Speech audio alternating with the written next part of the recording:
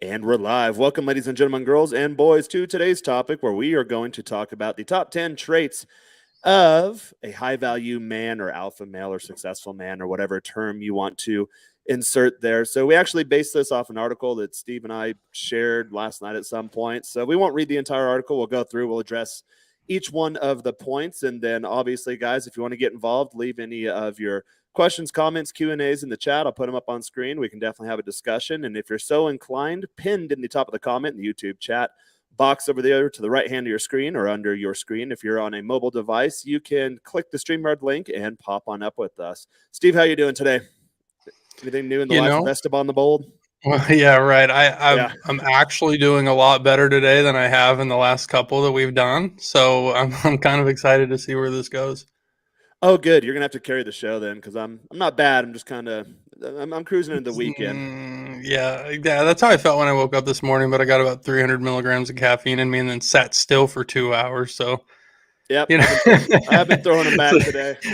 You know exactly how that goes, right?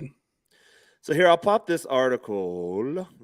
It has my view up on the screen, and then we can start conversing on it. It's Friday. We can keep it cool and casual and chill. Yeah, dude. Yeah, I started reading it, and then I was, because I actually absolutely abhor this term. It's so overused. Let's talk about that.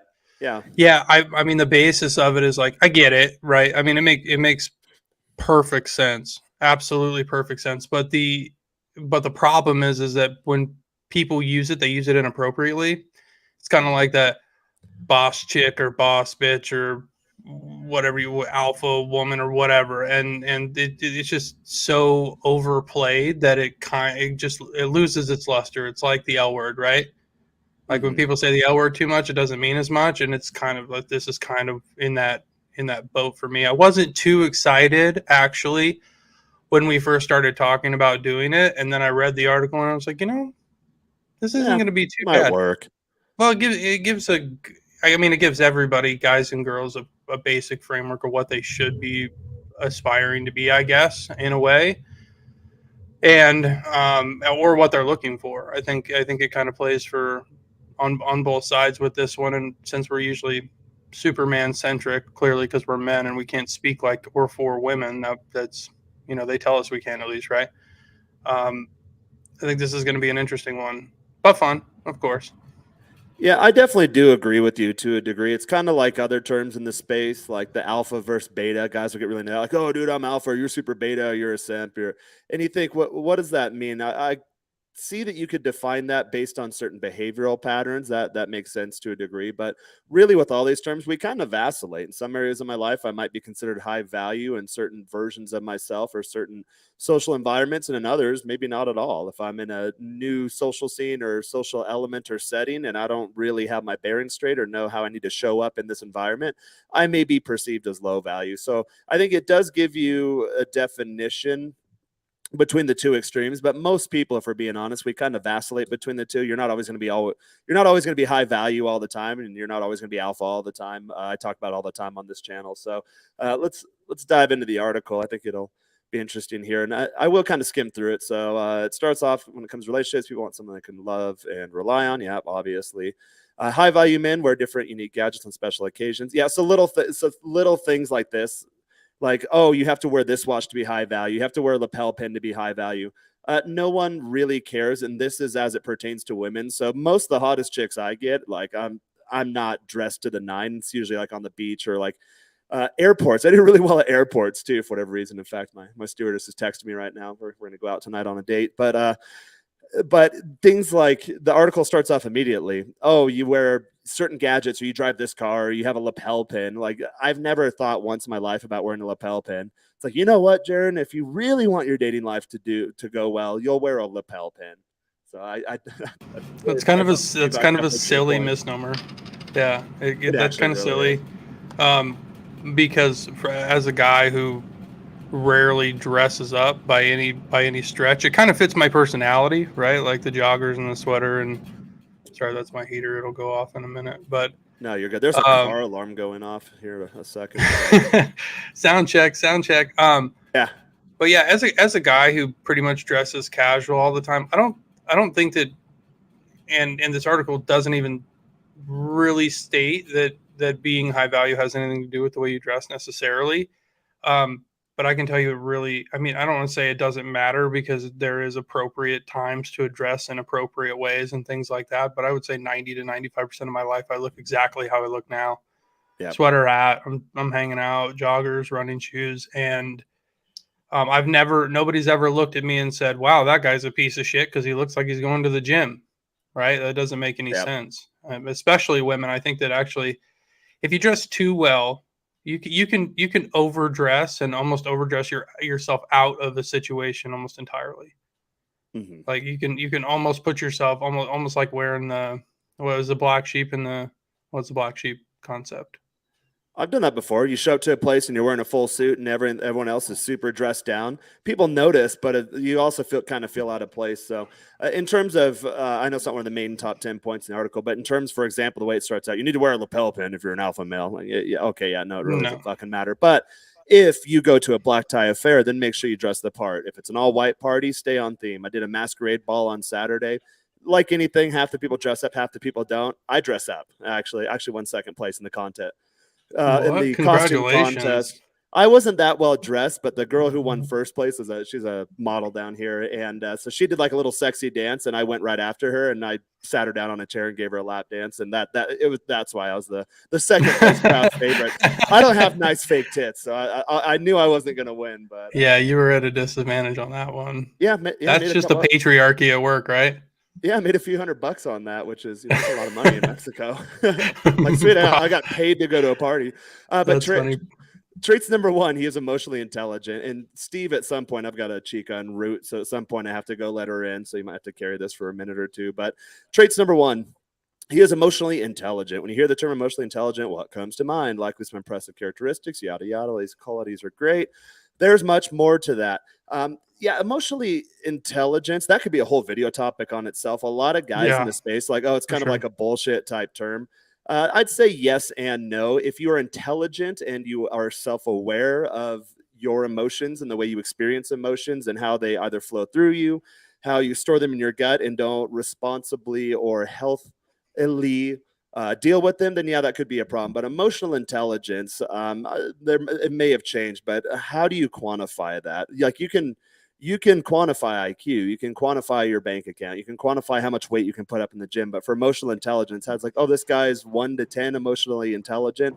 That's kind of a difficult one. So I'd say yes and no. I agree with this fact, but you like if you're the guy that flies off the handle and punches someone in the face because they maybe looked at you wrong, in all reality they're probably just scanning the horizon with Yeah. their eyes and they didn't even notice you, then okay, yeah, you have some issues in the emotional camp. So I would probably change the verbiage there a bit from emotional intelligence to just self-awareness or just emotional awareness. I think would be more appropriate. Yeah, you know, I'm gonna the pop definite. downstairs real quick. I'll be back in 2 minutes. Think you can carry Okay, it? yeah, yeah, totally. I think All so. right, I have cool. a pretty decent thought on this. I We can think. talk. I just asked you a question, so yeah, expand No, upon. I'll you're be right good. back.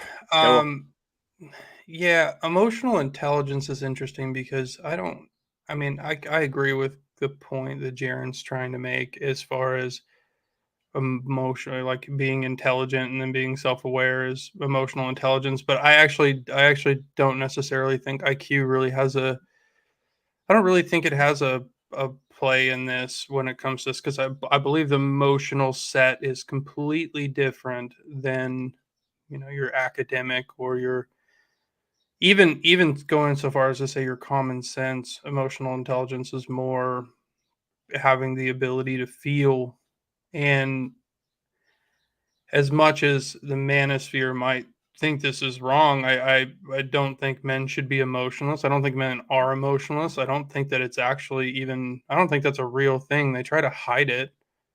But I think that's also part of being emotionally intelligent, is knowing when you have to kind of put it away and stay in your frame, and also knowing when you can bring it out, and the company you keep in that regard. Emotional intelligence is, it's really important. It's actually, I practice stoicism, and it's one of those things that I feel like is a muscle, and you have to You have to work it. You're not going to be perfect at it. It's going to take a bit. Moving on to having a clear purpose. You know that guy, the one who always has a plan, knows what he wants, and goes after it with determination.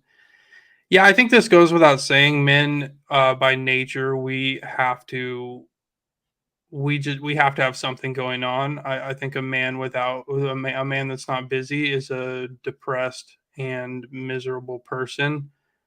Clear purpose in life. This is why men in general. I'm not talking about the top 1% of men or whatever.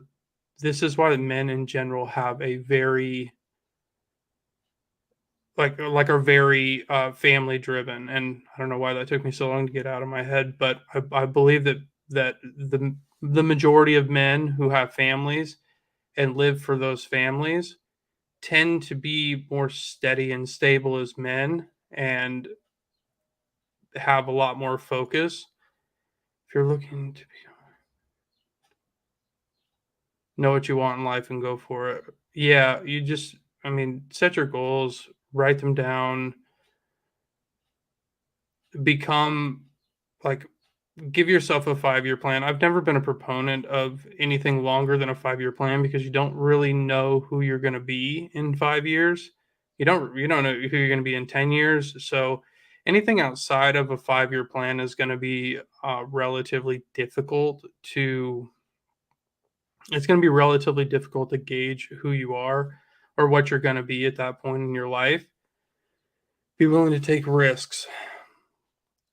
Yeah, I think men kind of inherently are more risk tolerant than women, being that we go into more dangerous, just naturally we go into more dangerous fields. We tend to take more financial risks. We tend to use tobacco products more.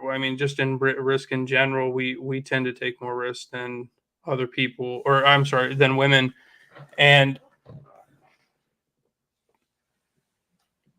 staying focused on your goals. Yeah, staying focused on your obviously that's guys, I don't believe that women necessarily should be the center point or the focal point of your life. That's number one. We talked about this for about 2 hours last night, and staying focused on this is just a weird article to me. But yeah, staying focused on your goals is super freaking important. It's so I don't know. Okay, I'm gonna stop reading. This is basically saying that you should have some goals, you should be risk tolerant, you should stay focused on those goals, and you should persevere through difficult times. I mean, this goes without saying. I think this is actually kind of a silly trait. Jaron, are you here? Yeah, which one are you looking at? I I'm moved back. it. I moved to trait two, and I've been reading this trait, and I read through the two paragraphs, and it makes sense, obviously, but for me, I was like, this goes without saying. Like, why are we like, who wrote this? Uh-huh. Which is good. It's good to critique these things because a lot of people take this stuff as gospel. Like, oh, well, this guy that wrote this article who I like said this, so it must be 100% true. And like, guys, you do have the ability of independent thought. So you can take what works for you and then eject or reject whatever does not work for you. So did you already give your 2 cents on trait number 2, the clear purpose proposition? Yeah, obviously. So since you're here, I can kind of bounce this off you, right? It's hard to carry it Obvious. by yourself sometimes, right? Unless you get your Well, own momentum going. you're reading through it, and it's kind of redundant in a way, right? It says obviously know what you want in life and go for it. Be willing to take risks, stay focused on your goals. Okay, know what you want in life or go for it. That's the same thing as stay focused on your goals to me. Be willing to take risks and persevere through difficult times. That's the same thing to me. So I felt like I was reading the same thing back to myself in multiple lines. It seemed like it was just trying to fill up space with that. Yeah, So and yeah, the way the content game works too, a lot of it's not that in depth. Like these people obviously did their keyword research, they put it in a yeah. content schedule. They had probably had a team of writers come up with all this stuff. So it's really just to get clicks on the site and then ultimately sell you at the end of the day. So this is really kind of scratching the surface. For example, know what you want in life and go for it. Okay, yeah, you obviously should, but that doesn't have to be clearly defined. As long as you're moving in the right direction, most guys are usually okay. Be willing to take risks? Well, that depends. Do you want to bang like a tranny prostitute in some AIDS infested country, or take a risk like, you know what, I'm gonna put my head down and work really hard for 90 days and maybe burn the ships, get rid of my corporate contract. Oops, that's me. So that's risk taking. But there's very Yeah. different types of risk taking. So take that as you may. Stay focused on your goals. Again, that's another one where for a lot of guys, it's really hard to set goals because, especially as you're starting just out in your adult male life, and I know a lot of my audience is younger guys, that's really tough because you really don't have a baseline. You don't have any bearings. You don't have any seeds planted yet. So you don't really have an accurate barometer upon which to gauge where you want to go in the future. So a lot of times that does take time. But obviously, don't be a loser. Don't be a deadbeat. Don't be a dropout. As long as you're not doing that, I think you might be okay. And then as you get older, those things become clearer to you. And then persevere through difficult times. Again, it depends on the type of difficult times, like a death in the family or divorce or something tragic like that. Knocks guys off their rocker quite often, and it might take you a bit to set the sails straight again. Whereas if it's someone cut you off in traffic, and again you're flying off the handle and you let it ruin your entire day, and then that snowballs into ruining your entire week, well, you don't necessarily want to do that either. So for a lot of these points, and you guys that have followed me for a while, like I every now and then I'll review articles or videos or posts on the channel, and it's a bit of yes and no on a lot of these points. Steve, before we get into it, I'm going to pop some of the comments up on the screen here. So, Yeah. Milk Tea Alliance, when will there be more videos about what women want so women can watch that? I think women have had their share of demanding things for now. So, I have predominantly a male audience. It's like 90% male. They're usually younger guys, like 25 to 34 age range. So I try to deliver content for my audience.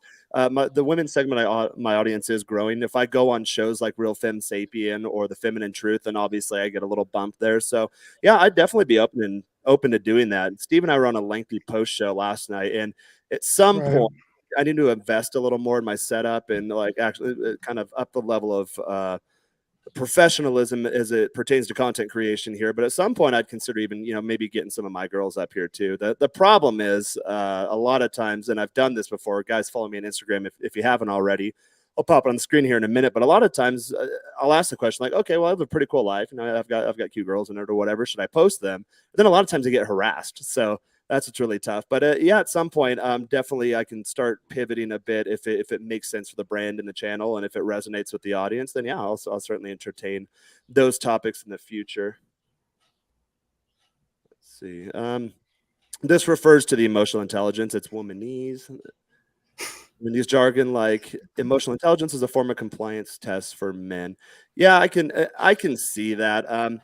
And it's one of those terms, like, although I don't necessarily think it's necessarily a valid quantifiable measurement, you still understand what they're referring to. Like, don't be a guy who is emotionally out of control. And as long as you can get yourself together enough to be like, oh, I'm pissed off right now. Maybe I shouldn't go put myself in this stressful situation that will piss me off even more. Maybe I need to blow off a little steam, whatever that is, music, gym.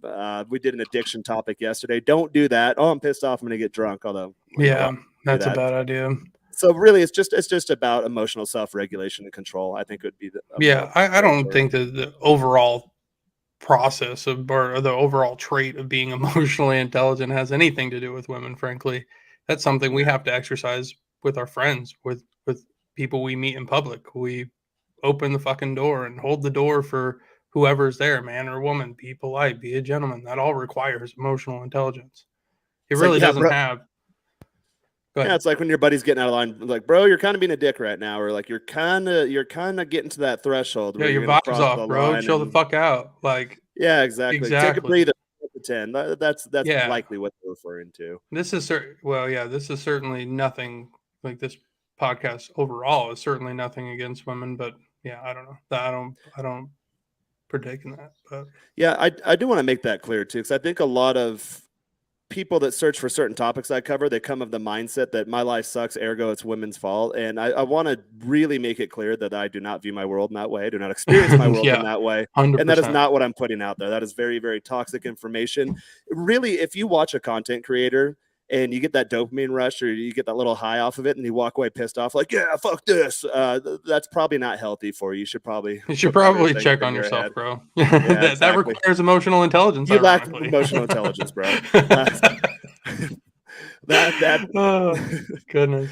that being said, let's pop over to trait number three. Trait Of number course, this 3. What trait is number that? three. I don't remember. This is one where a lot of guys screw up, where they severely Oh, lack yeah. in the sense that he takes care of himself. So I won't read it all, but let's see what this article says. There's no question that taking care of oneself is important.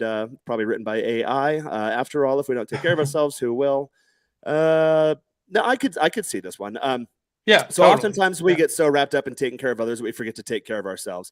I think a lot of guys screw up with that. And I have mentioned multiple times on this channel that I used to be that person in the former life due to my role in the family. Oldest son of a single mom. So I was essentially set up to raise my entire family. And I learned from a very young age that my needs don't matter. It was always about, you got to take care of the twins, got to change the diapers. Oh, get so-and-so here. Make sure, I couldn't drive obviously as a young kid, but you put the schedule together. And I was like the admin assistant for the family, let's say. So I learned at a very young age to not put my needs first. And really when I really started stepping up in life, and again, I'm just getting started. Like I can't wait for the newer levels that are waiting to be Absolutely. unlocked in the life of Jaron Scott. But a critical point in my evolution was when I realized, you know what, I need to make it me centric. Like for the first time in my life, I need to make things about me, put it out there, let people know where I'm at, where I'm going, who I am, what I'm about, what I'm looking to get out of this experience we call life. And then people either come into the fold, they come into the frame, come into the fray, or they F off. And that's I think, more healthy way to approach things. That doesn't mean I don't care about people. It doesn't mean I don't have friends. It doesn't mean I don't love my family or whoever I'm dating at any given time. It simply means that I need to be me centric. And you'll notice a lot of guys new to this space confuse this. They're like, oh, I need to be an asshole. I need to be a douchebag. I need to degrade or deject No. other people. Those are not good psychological traits that will definitely turn off women. Don't do that. You will get laid. You will get laid at first, but it'll be like pure trash. And then it'll create that internal negative feedback loop with your self-talk. You're like, okay, well, I banged a piece of trash and ergo I must be trash too. So you want to stay away from scratching those itches in terms of putting others first and mistaking that for, okay, I need to be an asshole. And I think a lot of guys, again, especially a lot of guys new to the self-development process, they screw up with that. Steve, what's your 2 cents or 50 cents? Well, I mean, I put it in boxes like take care of yourself how, right? Take care of yourself financially, take care of yourself spiritually, take care of yourself emotionally, sexually, however I mean, how you can make a million boxes with this. But I kind of stand by the rule. I'll keep it really short just because it's a pretty simple concept and I think people can adopt it, is pick what is most important to you and then do one thing in each category every single day to make that a little bit better every single day. I think that that's kind of the rule that I live by, and it's worked out really well as of late. That's all I really have to say about that. I think this is a very good one. I do too. And this article specifically refers to being sure to make sure you take your needs into account. That also refers to when I first skimmed through it, just the main bullet points, the high level bullet points there. I thought it was going to refer to hygiene, so I will say a word on that too. Like, guys, be clean. You know, I get guys all the time in my private groups like, "Oh, are you gay? You have a skincare regimen?" It's like, no, I like nice, healthy, moisturized skin. I don't want it cracky and peeling and fading and having fucking pock marks on my face Yeah, because I'm lazy. totally. It takes 30 seconds. You know, you're already in the shower. Put a facial scrub on there. Okay, you're getting out of the shower. You just shaved. Go ahead. I've got 3 different creams I use, but go ahead and put that on there, and you're good. That doesn't make you gay. Exacerbate the point. Doesn't make you beta. Doesn't make you less of a man. Any of that nonsense. Get that out of your head right now. But Yeah, you need to be totally. clean. Fingernails. A lot of girls are big on fingernails. So like, if you go and like try to finger a chick and you have disgusting fingernails, she's gonna shut you down. And it's a big indicator hygiene wise to her. It's like, hey, if this guy can't keep his beard clean, if he can't keep his fingernails clean, if his Yeah, feet stink, then they're going to be less excited about letting you get into their intimate you are parts not the because, Liver King, bro. Like oh, you are dude, not the Liver King. come up the elevator a second ago. A couple got in there And I've mentioned, Steve, you know how Mexico works, but a couple got in there. They're speaking a native language, and at some point they turned and spoke to us in Spanish. And when the guy walked out, the door closed, and the girl and I both looked at each other. And was like, that guy fucking stank. Like Like he's that bad? like a sick smell. Like when you get a sinus infection or you're like really, really sick and you get that hot, Yeah. nasty breath smell in the back of your mouth. The whole elevator smelled like that. I'm just like, oh, dude, this guy really Uh, stinks. So uh, make sure make sure your hygiene's on point. Be clean all the time. You don't have to be excessive. You don't have to be a spa every day type bro, but at least make sure you're taking strides in that by direction. That will by the way, definitely there's improve dating. nothing wrong with going to the spa as a bro. Oh, we've been bro spawn for more It's than a decade. fucking awesome, by the way. Take care of yourself. Oh, I For think you were real. doing. It's I think when I met you, you've had a couple gigs in your life, but I think at one point you're like a diesel mechanic. Like, hey, bro, do you want mm-hmm. to go get manicures? I'm like, why would I get a Yeah, manicure? And dude. you're I like, mean, I make my whatever. living with my hands. I need to take Yeah. care of them. Yeah, I'm a absolutely. guitarist and a singer too, so my hands are always in fantastic Yeah, shape. I I lift take weights. really I good care pick of up them. heavy shit. I mean, Yep. I turn wrenches and shit. So yeah, I mean, that goes back to the clean fingernails, right? I was working in a career where I was covered elbow down in grease and disgusting shit all day, and I would go home and just, I had a girlfriend at the time, peel peel the old fingernails back, keep them clipped, keep them clipped, keep them clean. There we go. There you And go. That's a yeah, t-shirt. and dish soap in the shower. Just had to grind it out. But Mm-hmm. I did my best to stay clean because it really, I mean, at the end of the day, what happens in with something like that is if you do have a blue collar job like that, the issue compounds, right? It becomes a worse and worse issue, and then your hygiene goes to shit. And then I'm not really, taking a shower, but because I'm so tired, because it happens. I mean, you do come home and just like pass out, and you like have a grease stain on the wall or some shit if you're that kind of guy. Sometimes Yeah, that happens. exactly. So I mean, just don't let it get out of hand. And really, women judge you on your hands, anyways. That's actually a huge point. They judge you on Mhm. the look of your hands, the veins in your hands, the calluses on your hands, whether you're well manicured, and a little bit of everything. So I mean, that's a good first impression to have. Don't be stinky and have good looking hands, one way or another. Yeah, and especially a lot of times if you're new to dating, when you start learning Kino, in the initial stages of the Kino, which refers to like kinesthetics, or that's just a Mm-hmm. fancy Greek-rooted word for touched. They'll start like with the fingertips. So on one hand, I have calluses on the fingertips. On the other hand, I don't. Obviously, it's the left hand that I use for the fretboard on the guitar. Well, I have a steel Mm-hmm. string little baby guitar, and it takes a while to build those calluses. Guitar players out there, you'll know this. Like Right. you'll have that intense jam session when your fingers are bleeding, and then if you use different types of string materials. Sometimes they'll turn green or the skin will get really gross and it'll peel off a bunch of times, but eventually you get nice hard calluses, just like your gym calluses. Yep. On your hands, and you don't even feel the strings anymore. So girls will feel that, and they're like, "Oh, what's the story there? Like, what's that? Where'd that come from?" And they're like, "Oh, I Yeah. play guitar." They're like, "Oh, really?" Or usually they know because I'll put it in my Tinder profile, like 420 snack snuggles dot dot dot serenade if you're lucky is my offer. But Right. and then calluses on the hands too. Like That's actually very attractive. Yeah. I have simultaneous soft and rough hands. Like I take care of my hands, I keep them moisturized, I Yep. keep them in Yeah, good me shape, too. but I lift weights every single day, so I've definitely got It's calluses. impossible. And I've been doing Yeah, that it's for like 20 impossible. years. Yeah, they're perma calluses at this point.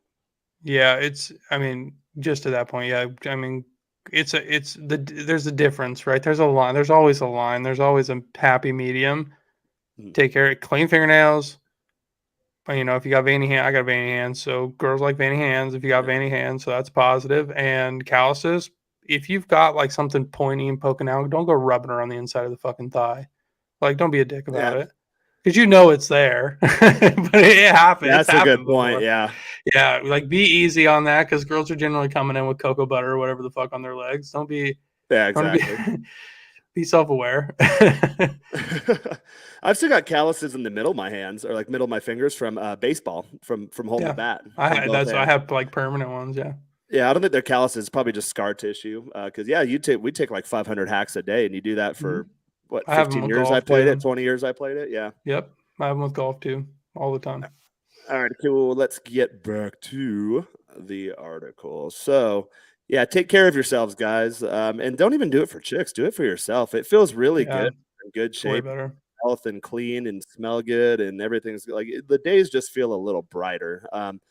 Traits number 4, he has self esteem.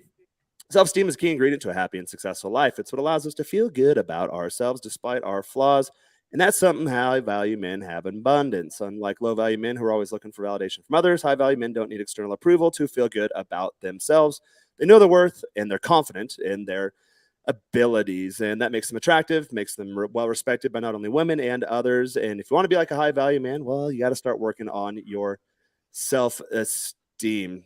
Steve, got any thoughts on that? You want to give I that a whirl? mean, yeah, I mean, that one's pretty simple. It's like, sure, yeah, of course he's got to have high self esteem, otherwise his vibe's going to be off, and then he's not going to attract girls.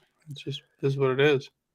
You know what I I think mean? It's not going to attract anybody. mm, You're not going to be. You're not going to meet a human being to do business with. You're not going to meet a woman that you know are interested in. You're not going to develop friends. You're not going to do shit. You're going to be a sad, floppy hunk of shit on the couch, for lack of a yeah, better right. term, right?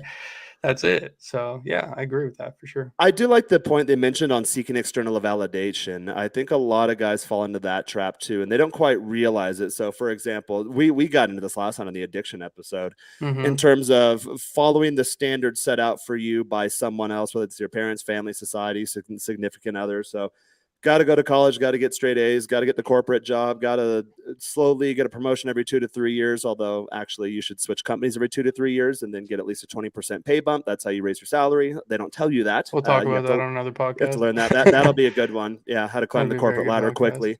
Um, Yeah. but in general, you fall into these predefined prescriptions for how your life should be structured by other people, and then you realize you do everything like you mentioned last night, Steve, perfectly. Keeping up with the Joneses, got to have the car, got to have the house, got to have the girl, got to have the vacation house, got to have the 2 dogs, got to have the kids, and then guys wake up one day and they're 50, like, fuck, my life sucks. Yep. How'd I get to this point? So learn at a Absolutely. very young age. Do not seek validation. That goes back to the previous point. Put you first. Make sure that your needs are well defined and clearly put out there for the world to either, hey, I want to be a part of what Jaren's doing, like, oh, that guy's a weirdo, I don't really vibe with him, and like those people don't even come to my orbit. I'm sure they exist. I'm sure they're all over the internet or in my real physical analog world, but they don't. If I don't exist to them, they don't exist to me. So it doesn't really matter. So Right. the external validation is a huge component of that trait. That's a that's kind of what caught my eye a little bit too about it. So it's actually they're actually like pointing more to a that's a sigma trait. Like not needing external validation, because by definition an alpha male seeks validation from other people because that's where he gets his energy. Extrovert versus introvert, Mm-hmm. We right? should do a video on that. When I was doing some keyword research this morning, it looked like that's a topic that we could potentially grab, kind of like Yeah, the passport bros. So you guys will see on the channel. We're trying out different topics, trying out different formats. I want to get the recipe locked in the next 90 days, and then put some money behind this and absolutely. take us off to the races. And that's what that process looks like. I've been doing corporate marketing consulting my entire career. So like, oh, maybe I should do that for me too. That might be a good idea. Yeah, we Like, talked about that yesterday too. yeah, in the post call. So yeah, high self-esteem, no external validation. Traits number 5. Steve, you probably fall more into this camp than I do. I'm kind of like, hey, here's what I'm about, take it or leave it. I'm an inbound type guy, which means I'll put myself out there and then people either bite onto the bait and they become a part of what I'm doing, or like I said, you just don't exist to me. And that's because I'm hyperactive. So I don't need to worry about all of these what ifs and all these people or all these possible situations. I kill Right. those thoughts and I'm just boom focused on what I'm doing. So the article proclaims assertiveness is one of the most important qualities a man can have. It's what allows him to get what he wants and be respected by those around him. You'll notice they keep bringing home that respect word there. So all these traits, that's really what you want at the end of the day is respect. I know this That's what topic love is is to men. Respect. exactly that. Yeah. As Yeah. it pertains to dating, really all you want is respect. A woman can never love you if she doesn't respect you. That's pretty straightforward. That's red pill 101. And I'm sure you guys are well Mhm. aware of that. So the article continues assertiveness is a quality trait that every high value man should strive for. If you're not already assertive, it's time to start working on it. So, and then they give you like a 4-point little checklist. 1, believe in yourself. If you don't believe in yourself, no one else will. Kind of hoity toity, but we can dive into any of these statements. Be direct. Don't beat around the bush. I am very clear, concise, and direct in my communication. That makes it very easy to date because you're not leading anyone on. You're not putting out any false hopes or expectations. People know what they're going to get when they get with you, and when they do, like, you don't have to visit these topics. A lot of times we use the term frame in the space, which a lot of guys Yeah. lack. But that's where that be direct comment comes in. Speak up. Don't be afraid to share your opinion. That's just piggybacking on the second sub point there. And then be a good listener, which, yes, to speak correctly, you have to be a good listener too. I know I have a tendency to talk a lot at times, but when I'm not, I'm actually taking in new information, processing it, and trying to come up with a response that's somewhat in line with the general direction or flow of the conversation. So those are all Yeah. good things to learn. Actually, I'm pretty interested in how you would rank these as like in importance, because this is an interesting trait because it sounds so direct, but it's actually extremely dynamic, because being Mhm. assertive, I mean, obviously being assertive can mean a million things. And when I was looking at these, number one is redundant. So I immediately in my head categorize at the bottom of the list. Number four is actually the most important, because you can't be assertive if you don't know what the fuck you're talking about. Yeah, that's a fantastic point. Like, and that's the, oh wow, let's lay a foundation. Weird. And then obviously be direct and speak up. Yeah, I mean, it's those are kind of tie for two for me. But yeah, I guess this is probably a mainstay of my personality. I am very assertive, but I think that comes with being self-employed for as long as I have been, Well, that's and something you being, naturally had in you too. When you and I first started yeah. hanging out, I was not assertive at all. I kind of let things happen to me and then I'd bitch and complain about them and not do anything to change my life, which is what a lot of guys do. And then Mm-hmm. did that because I met you in my early 20s and then did that until Right. about the age of 27 is where I woke up. I'm like, nope, I'm the proprietor of my own universe. I'm the architect of my own life and I will write the Yeah. story as I see fit for me. And then once that switch flipped, I've been having a very good time since. Let's just say that. And like I said, in my head, Yeah. I tell myself, I'm just getting started. I've got a long time on this planet. I'm doing the anti-aging and longevity. I'm getting into all that biohacking Mm-hmm. bullshit. And we're going to have a Yeah. good time, me, myself, and I. Absolutely. Yeah, I obviously I got it from my father. Definitely got it Oh, from yeah. my father. I've met He's your dad. definitely Yeah. that He's person. staunch. He's a staunch human. Yeah, he's a Yeah. staunch human being. I like to think I'm a little bit. Well, he's just kind of a softie now. He's gonna be mad at me for saying that, but I don't give a When fuck. guys get older, that naturally happens. Yeah, he's a little bit more spiritual and a little bit more. You don't see many 55-year-old gangbangers with grandkids. You know, at some point, Right. That's true. I didn't think about our about age, they that. start mellowing out. Yeah, yeah. I mean, but yeah, I got it from him. So it kind of naturally, I got it from him, and I got it from the fact that I've basically worked for myself my entire life. I mean, I've never. There's been very few situations where I've ever had to have a boss, and I think that this actually, now that I really, really think about it, this is probably like a huge part of it. Worked from the Mhm. 1099 community into the self-employment solopreneur Yep. type of thing. Um, but yeah, believing in yourself, duh. Being direct, don't beat around the bush, pretty much. That's going to go on my headstone. And then, yeah, speak up. Clearly not That's afraid to actually quite speak my. funny. It took a minute for the visual to pop in my head. I'm like, oh, that's funny. Every time the groundskeeper comes by. Absolutely, yeah. Yeah. Don't beat around the bush. How ironic. Yeah. Took me a I, second. ha- I'm quicker at that, but I yeah, have smart once moments the in it image that I popped don't up, I'm even like, realize ah, I have. yeah, right.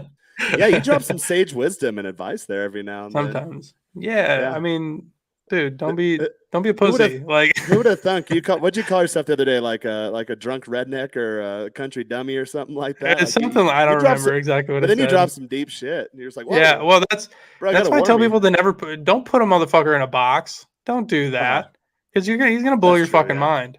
He's gonna blow your mind.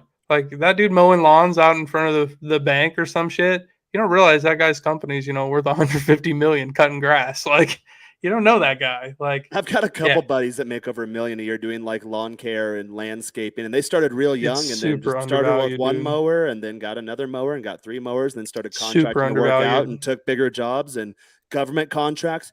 Oh, those pay so well. That's the reason I started my career in Yeah, government we're because working on ours they right pay you now. stupid money. So Yeah, yeah, don't we're knock working on a anyone, couple or government contracts right even you go to now, places actually. like Miami or LA and you see this guy like, oh, this Uber driver who doesn't speak English must be an idiot. It's like, bro, that guy's a fucking PhD in Venezuela. Like he's published. He's a for guys. I know this isn't the topic, but whenever guys hang out with me in real life, like, dude, I gotta learn Spanish. But the Miami trips, every single Uber driver, every single bar back, or someone who worked in the service type industry, when you get talking to them, like doctors, lawyers, politicians back home from whatever communist Hmm. crap hole they came from, and it's Yeah, the unfortunate Venezuela being reality a of the big world. But one. Yeah, yeah, that country used to be on par with the U.S. It used to be ahead of us GDP I wise. I wanted to think live there 20, for 30 a years long ago. time. And then like right around, I think it was what, a couple years after we went there for that 2 weeks, it just it was just turned into a socialist shithole, Yeah, like terrible social don't go shithole. there. Don't go to Venezuela right now. So, Probably for a while. Like wait till your 50s if you're in your 20s or 30s, like a well, luckily while. they're all coming here. So if you like Venezuelans, go to Mexico City, go to Miami, go to Panama, go to Colombia. They're all over the place. We're Fair gonna enough. get back to the chat here.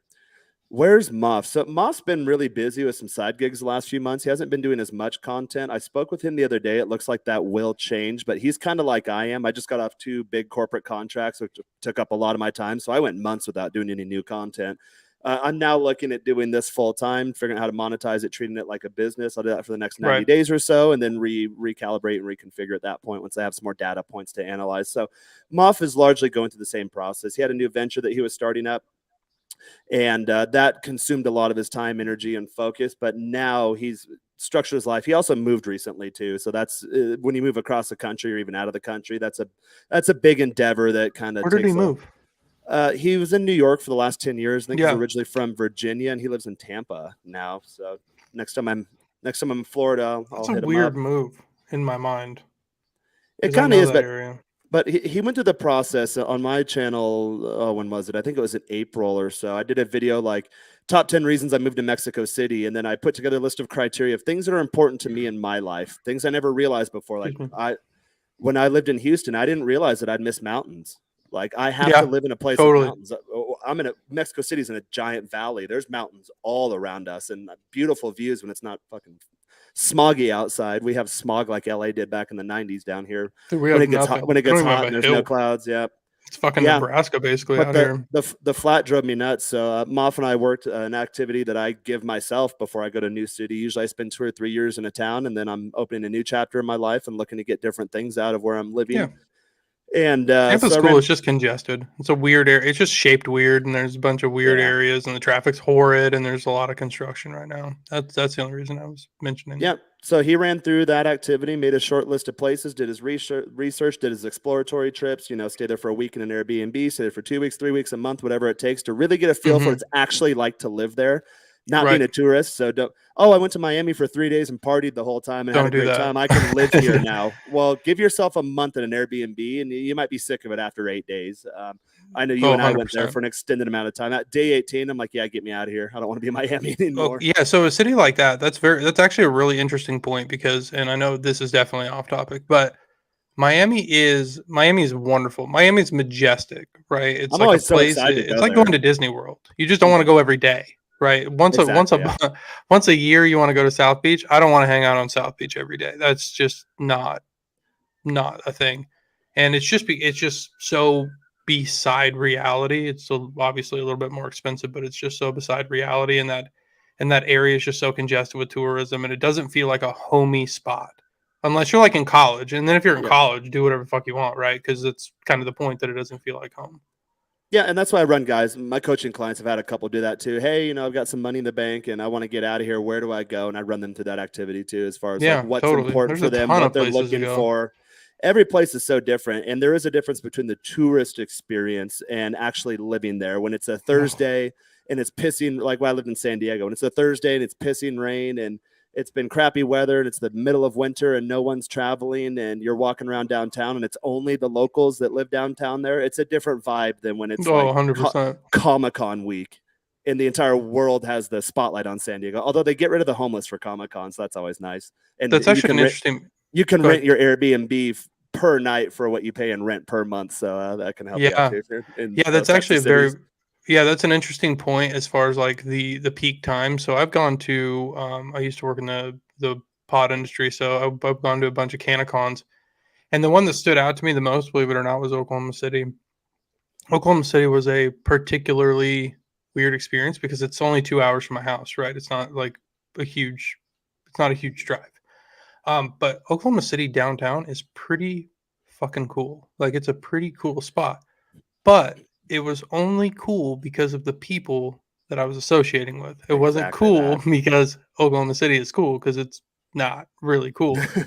It's okay, right? It's like an average city. It's like where I live. Like you're not gonna come here even for a week and go, man, Most this is U.S. awesome. cities kind of look the same once you live there. Like the weather's a bit different, the topography is a Yeah, bit different, maybe the cost of living's a bit different. But at the end of the day, all the plazas kind of look the same. You have all the chain restaurants, and I it's think kind it's of a just a culture cookie issue cutter too. copy. Yeah, Major that, culture issue. it's a larger culture issue, but we're Sure. definitely getting off topic. So I'll head back to the Mm-hmm. chat and bring it back a bit. So Spartan Existence, hey, how you doing, sir? Jaron, have you heard of prison style burpees? This exercise is the red pill of fitness. Anytime I hear prison style, it usually turns me off. I'm like, I don't know if I want prison style anything. I don't ever see myself going to prison. I have a lot of fun in life, but I'm pretty straight edge too. I don't flirt with anything that might potentially The take red away pill my of freedom. fitness. Which, well, me personally, one of my highest values is my freedom. Go anywhere That's I want, funny. whenever I want, with whomever I want, whenever I want, and so I see prison style. I'm like, I don't even know necessarily what that is. I do a lot of more like That's true. I do a lot of more I envisioned it. isolation. Yeah, I do a lot of more isolation type lifts now in the gym. I do low impact type stuff. I do have bad knees from being a catcher in baseball for 20 years. As a kid, I they do. told me that would happen. I always, when you're a kid, you're like, oh yeah, no, I'll never get old. Or like, oh, this old guy who's 35, now I'm 35. I'm like, oh fuck, my knees are shot. So I have to train considerably different. I tweaked my back a few years ago, maxing out on deadlift. I hit my PR once and I was like really pissed off. And so like somehow the energy came out of me to do it for 5 clean ones. And then on rep 6, I rolled my back, but I had 550 pounds on the bar and couldn't walk for a month. So I don't train like that anymore. I'm pretty chill in the gym. And really for me, it's about, I have a big frame naturally, so I don't have to have a lot of muscle mass on me to look really jacked. I just have to have low body fat. And a lot of guys, when you get more experience, when you've been in the gym for like 10 plus years, you get to that point, you're like, oh, I don't have to lift that heavy and I don't have to do steroids or I don't have to do all these supplements. I just have Yeah. to really get my general health dialed in and be cognizant about what it is I'm doing. And then once you're in maintenance mode, you just stay there for, forever. I was actually going to bring that up. It's like the gym is interesting because it's just like anything else. When you invest money for 10 years, you're going to make more money than if you invested for 1 year. And in the gym, if you go to the gym for 10 years and build a good foundation, you just end up pretty much falling back into shape as long as you're still doing activity and not getting fucking fat. It's that exact way. So, yeah. I mean, I think I know what prison style burpees are. I mean, but I I mean, just hell, we envisioned Andrew Tate doing fucking burpees right now. That's all. That's all I did. deviating from the topic for a minute, but yeah, we can. Here, let me share a new screen and see if we can put it up there real quick. Make this a little more engaging. I have to figure out the back end tools too for this damn thing. So let me actually click on the video before I try sharing the screen. Guys, once I get this up, let me know if you can or cannot hear it. I'm kind of new here to all the features of this thing. What? Why did it not? Okay, it's not even giving me the option. Okay, yeah, never mind. We won't do that. So it looks like, I don't know. Look it up. Look up prison style burpees. It's not pulling it up on my screen for whatever reason. Here, let me try this. I need it in a full new tab for StreamYard to actually pull it up. So let's do that. Now share screen, prison style burpees. That's a term. Like I have the mind of a 12-year-old at times. So like I'm Yeah. automatically taking it section. I'm like, oh God. Like, You have absolutely no equipment you except hear the it? floor. Yeah. What do you do for a workout? It's easy. Pretend you're in jail. Pretend you're in a jail cell, and all you can do is burpees. It's one of my favorite things to do of all time. It's a 20-to-1 burpee ladder. You start on one side of the room, you drop and do 20 burpees. You get up, you run to the other side of the room, and you do 19. This workout stops when you finish the last burpee. If you can do this in under 15 minutes or under, you can lay claim to the title of hardest man in the yard. You can lay claim to laying pipe. All right, cool. But yeah, that's a prison style burpee. So yeah, I've done burpees before, but again, I don't do a lot of like high impact on my joints or anything. Yeah. For full body stuff, we do have a comment here, and this is fantastic advice. Pull-ups and dips, pull-ups and dips. Freudian Pull-ups slip and there. dicks work. Everything's all about penis in the Freudian universe. So pull-ups and That's funny. dips with the P. Make sure my pop filter works on this microphone. Pull-ups and dips work 90% of the upper body, gents. Use your time in the gym wisely. That's fantastic advice. And even if you can't make it to the gym, I do have like hotel room variations of workouts. It's mostly body exercises. So you can like tricep dips on the bed, do your pull-ups, do your body squats, do your sit-ups, hit your pull-ups from different angles. If you can, do like incline or decline pull-ups. So you run your feet up the wall, and you can really get a full workout. Put your hands closer together with your feet up on the wall, your face kind of down at a 45-degree angle, or straight down if you're that strong. And then that's like an overhead press. So yeah, you can get really creative. And I do like natural body type movements in general. Now, if you're not that strong, or if you're not in that good a shape, you might have to do the assisted ones. That's fine if you're there. We've all been there before. But yeah, once you're strong, you should be able as a man to do at least 10 pull-ups. You should be able to do at least 100 sit-ups. You should be able to I at least couldn't do 10 pull-ups do 6 months 100 ago. I body can tell you squats. that. Yeah, and there are times in my training where I'll focus on something like that. Like I got really into push-ups one year because I wanted to add some more thickness and width to my chest. So no matter what I trained, it was always 100 push-ups afterwards. And at first it took like 10 sets of 10, then it was 5 sets of 20, then it was like 3 sets of 35 or 3 sets of 33. But yeah, you just go to 35. You always need like a round number in the gym. 2 sets of 50. Then I got to the point I could just bang out 100 push-ups, and guess what? My chest got really, really developed. And then you start putting weight on your back, and then you have your girl or your buddy. You have your buddy push on your shoulders, or your girl lay on your back. So yeah, in the gym, even if you're not lifting weights, or if you don't have a gym that's accessible to you or easily accessible, you can definitely get creative. But yeah, pull-ups are fantastic. Especially if you want to widen your back and add some thickness to it. Again, you can vary your hand grips. You can go wide, you can go inside, you can go reverse. You can do it like this to get the middle of your back. So yeah, definitely fantastic advice there. This is a good truism too. Dark Knight: be attractive, don't be unattractive. Truce. That's true. Yeah, we talked about that in like corporate sexual harassment claims the other day on the channel. Like, well, they always lie to you. It's like, it's not true. If your secretary thinks you're hot, you can hit on her. But the thing is, you better be damn sure. So that's where the rule that like don't shit where you eat comes from. Like, don't cross that line. When you leave the contract, then it's game on. But yeah, don't cross that line.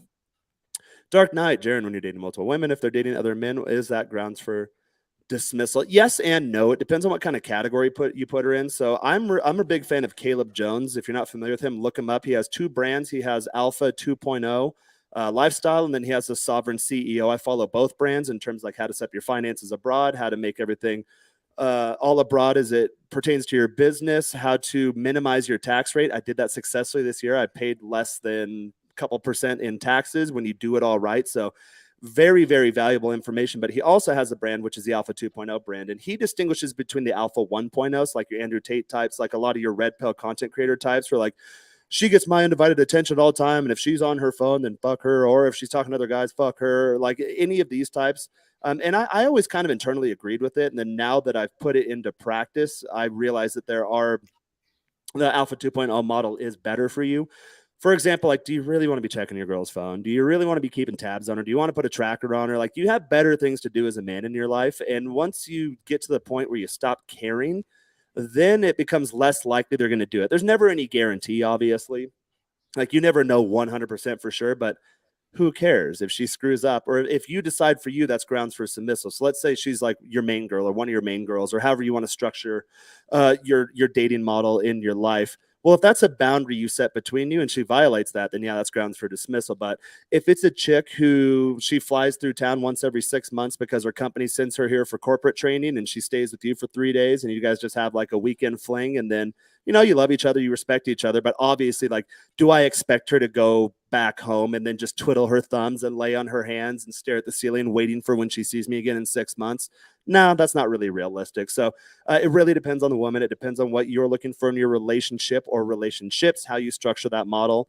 If you're a guy looking to just rack up your notch count, you're going to get a lot of one night lays. And at that point, who really cares? Usually the rule I have for myself is as long as I'm the last guy she slept with at any given time since she met me or since we first slept together, then I really don't care. Like, even guys, they get weird about like, oh, she has a high body count. Like, okay, I don't care. Like, she's experienced now. Like, she knows how to touch me in certain ways. She knows how to do certain things. She doesn't drag her teeth across the side of my dick when she's blowing me. Like, it's not a bad thing. Yeah. Like, now, am I going to marry her? And am I going to put her in my family? And am I going to take her on my arm to political events? No, not at all. But Yeah, if she wants to Uber over at 11 p.m. on Thursday and I smash her fucking brains out, then in the morning she dips out before, everyone wakes up. Who cares? I was gonna say, if I was dating multiple women, I would put, and or if they're dating other men as a grounds for dismissal, I was gonna put them in those two boxes, right? If they're yeah, no, I'll just say no. Short Yeah, answer is yes gonna be and no. no. Yep. Well, yeah, it is a yes and no. It's actually a really good question when you actually frame it the right way, because you don't know. It just depends on the person. Like, is she embarrassed? Like, is she embarrassing you, like, by doing this other thing? How many girls are you dating? Is she just getting trains ran on her? Don't hang out with her if she's doing that, obviously. But like, there's a million factors that go into answering that question. I feel Or like, be the but the first short in the answer is train. no. Or be the I first in wouldn't. the train. I told that story a few days Yeah. ago. It's like, I'm gonna get a gangbang ran on me. I was like, I'll warm me up, and then I'm not gonna go. I would say it's a don't ask, don't tell thing. I don't want to hear about it, but Yep. I'm not going to sit there and say anything about it either. Yeah, That's out of sight, out of disrespectful. mind. If it's bothering you, if it's really, really bothering you, there's probably some internal work you need to do on yourself. Yeah. And again, it differs. So like if you're like a tradcon Christian type guy and you've only been with like your high school girlfriend and you thought you're going to marry her and then she broke your heart and you're still looking for like that long-term till death do us parts relationship, well, your requirement's going to be a bit different than mine. If you're just looking for absolute freedom in life and to maximize human experiences and enjoy every last ounce on this short time on the planet you have, then you might have different boundaries there. So it's really up to you. Yeah. It depends. Yeah, here's a good one. Darren, I'm having a hard time connecting with guys and old friends who aren't red pill. Is this normal? It's very, very normal. Most people don't view the world in those terms. And in the space, like once you start getting into it, you definitely know that. They always talk about like red pill versus blue pill versus black pill versus purple pill, pink pill. There's so many fucking pills now. We came up with yellow pill the other day when we had Joel, my Asian buddy, on the cast. Like, oh, you're yellow pill, bro. But, yeah, it is really difficult, and it's almost like when people find a new religion, or we mentioned this Yeah.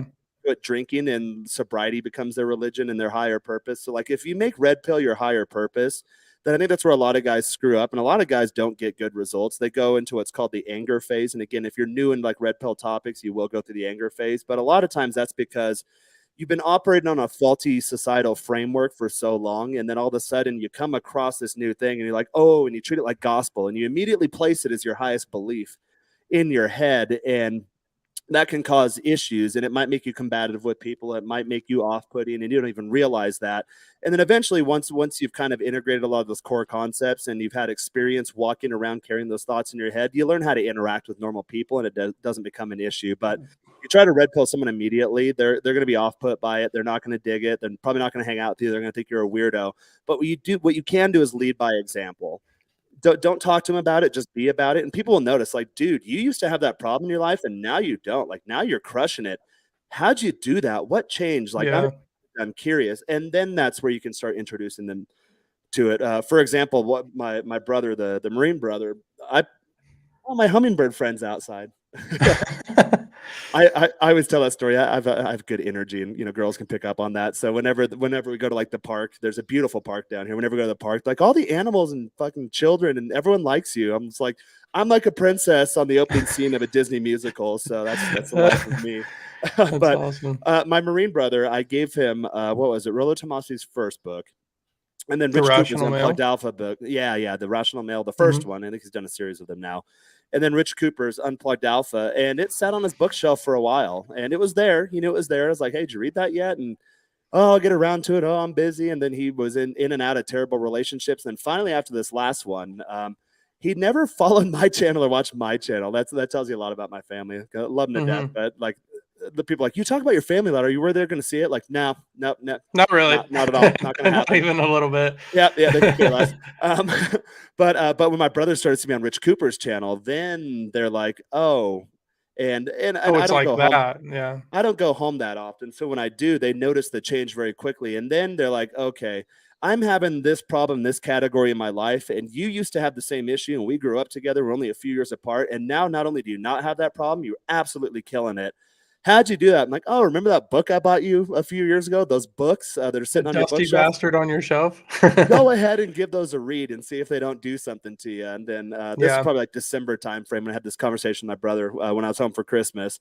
And then I saw him in Cancun last week, and he was right back on his game. So that's kind of the way you approach it. If you try to shovel it down their throats, just like anything, they're not going to dig it, and they're going to be like, oh, this guy's a weirdo. I'm probably not want to hang out with you. Which if now when you reevaluate your old friends, if they are a bunch of drunk loser, druggy, dropout, deadbeat losers, and that's not a part of your new identity, then yeah, feel free to drop them, and that will allow you space for brand new friends. Question actually Yeah, against that question, wouldn't it be super annoying if you had a Christian friend that just wouldn't lay off you for being Christian, or like for wanting to convert to Christianity? Why is this any different? Well, for example, my sister is very, very Christian, and there's not a lot of Americans like this, but she's a practicing Christian. She takes it very seriously.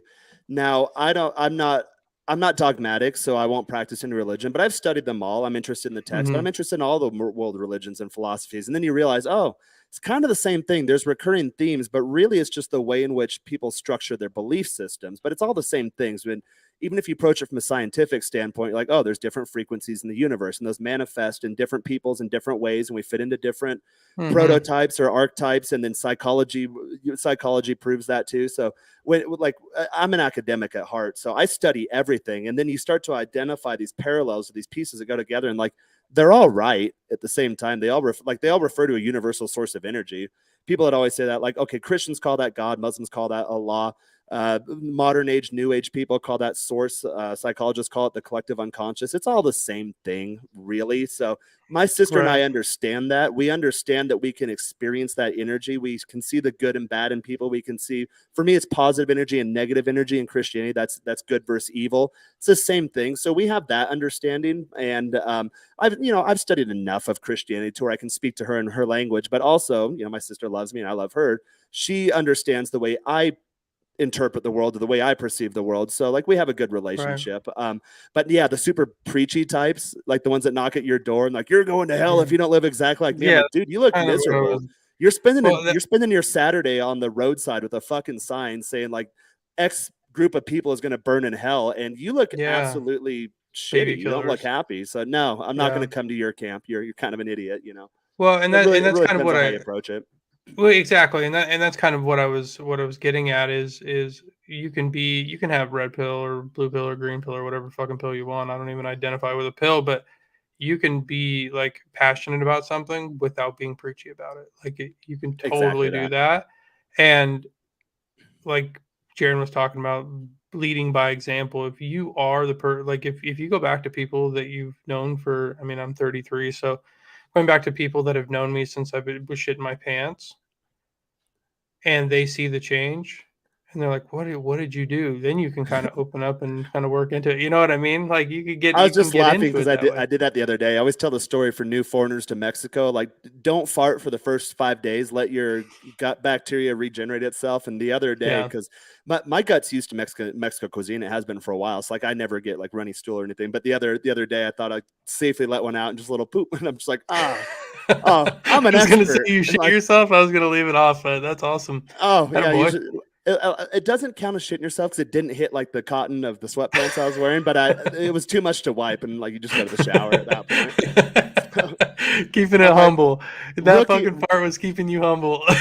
rookie mistake. Yeah, let me know. Like, hey, bro, you are still in Mexico. You can't fucking rip away. Yeah, you gotta. That's super funny. You gotta practice butthole sensitivity or emotional intelligence, butthole intelligence. Dude, I might wear a diaper next time I come down there for at least a week.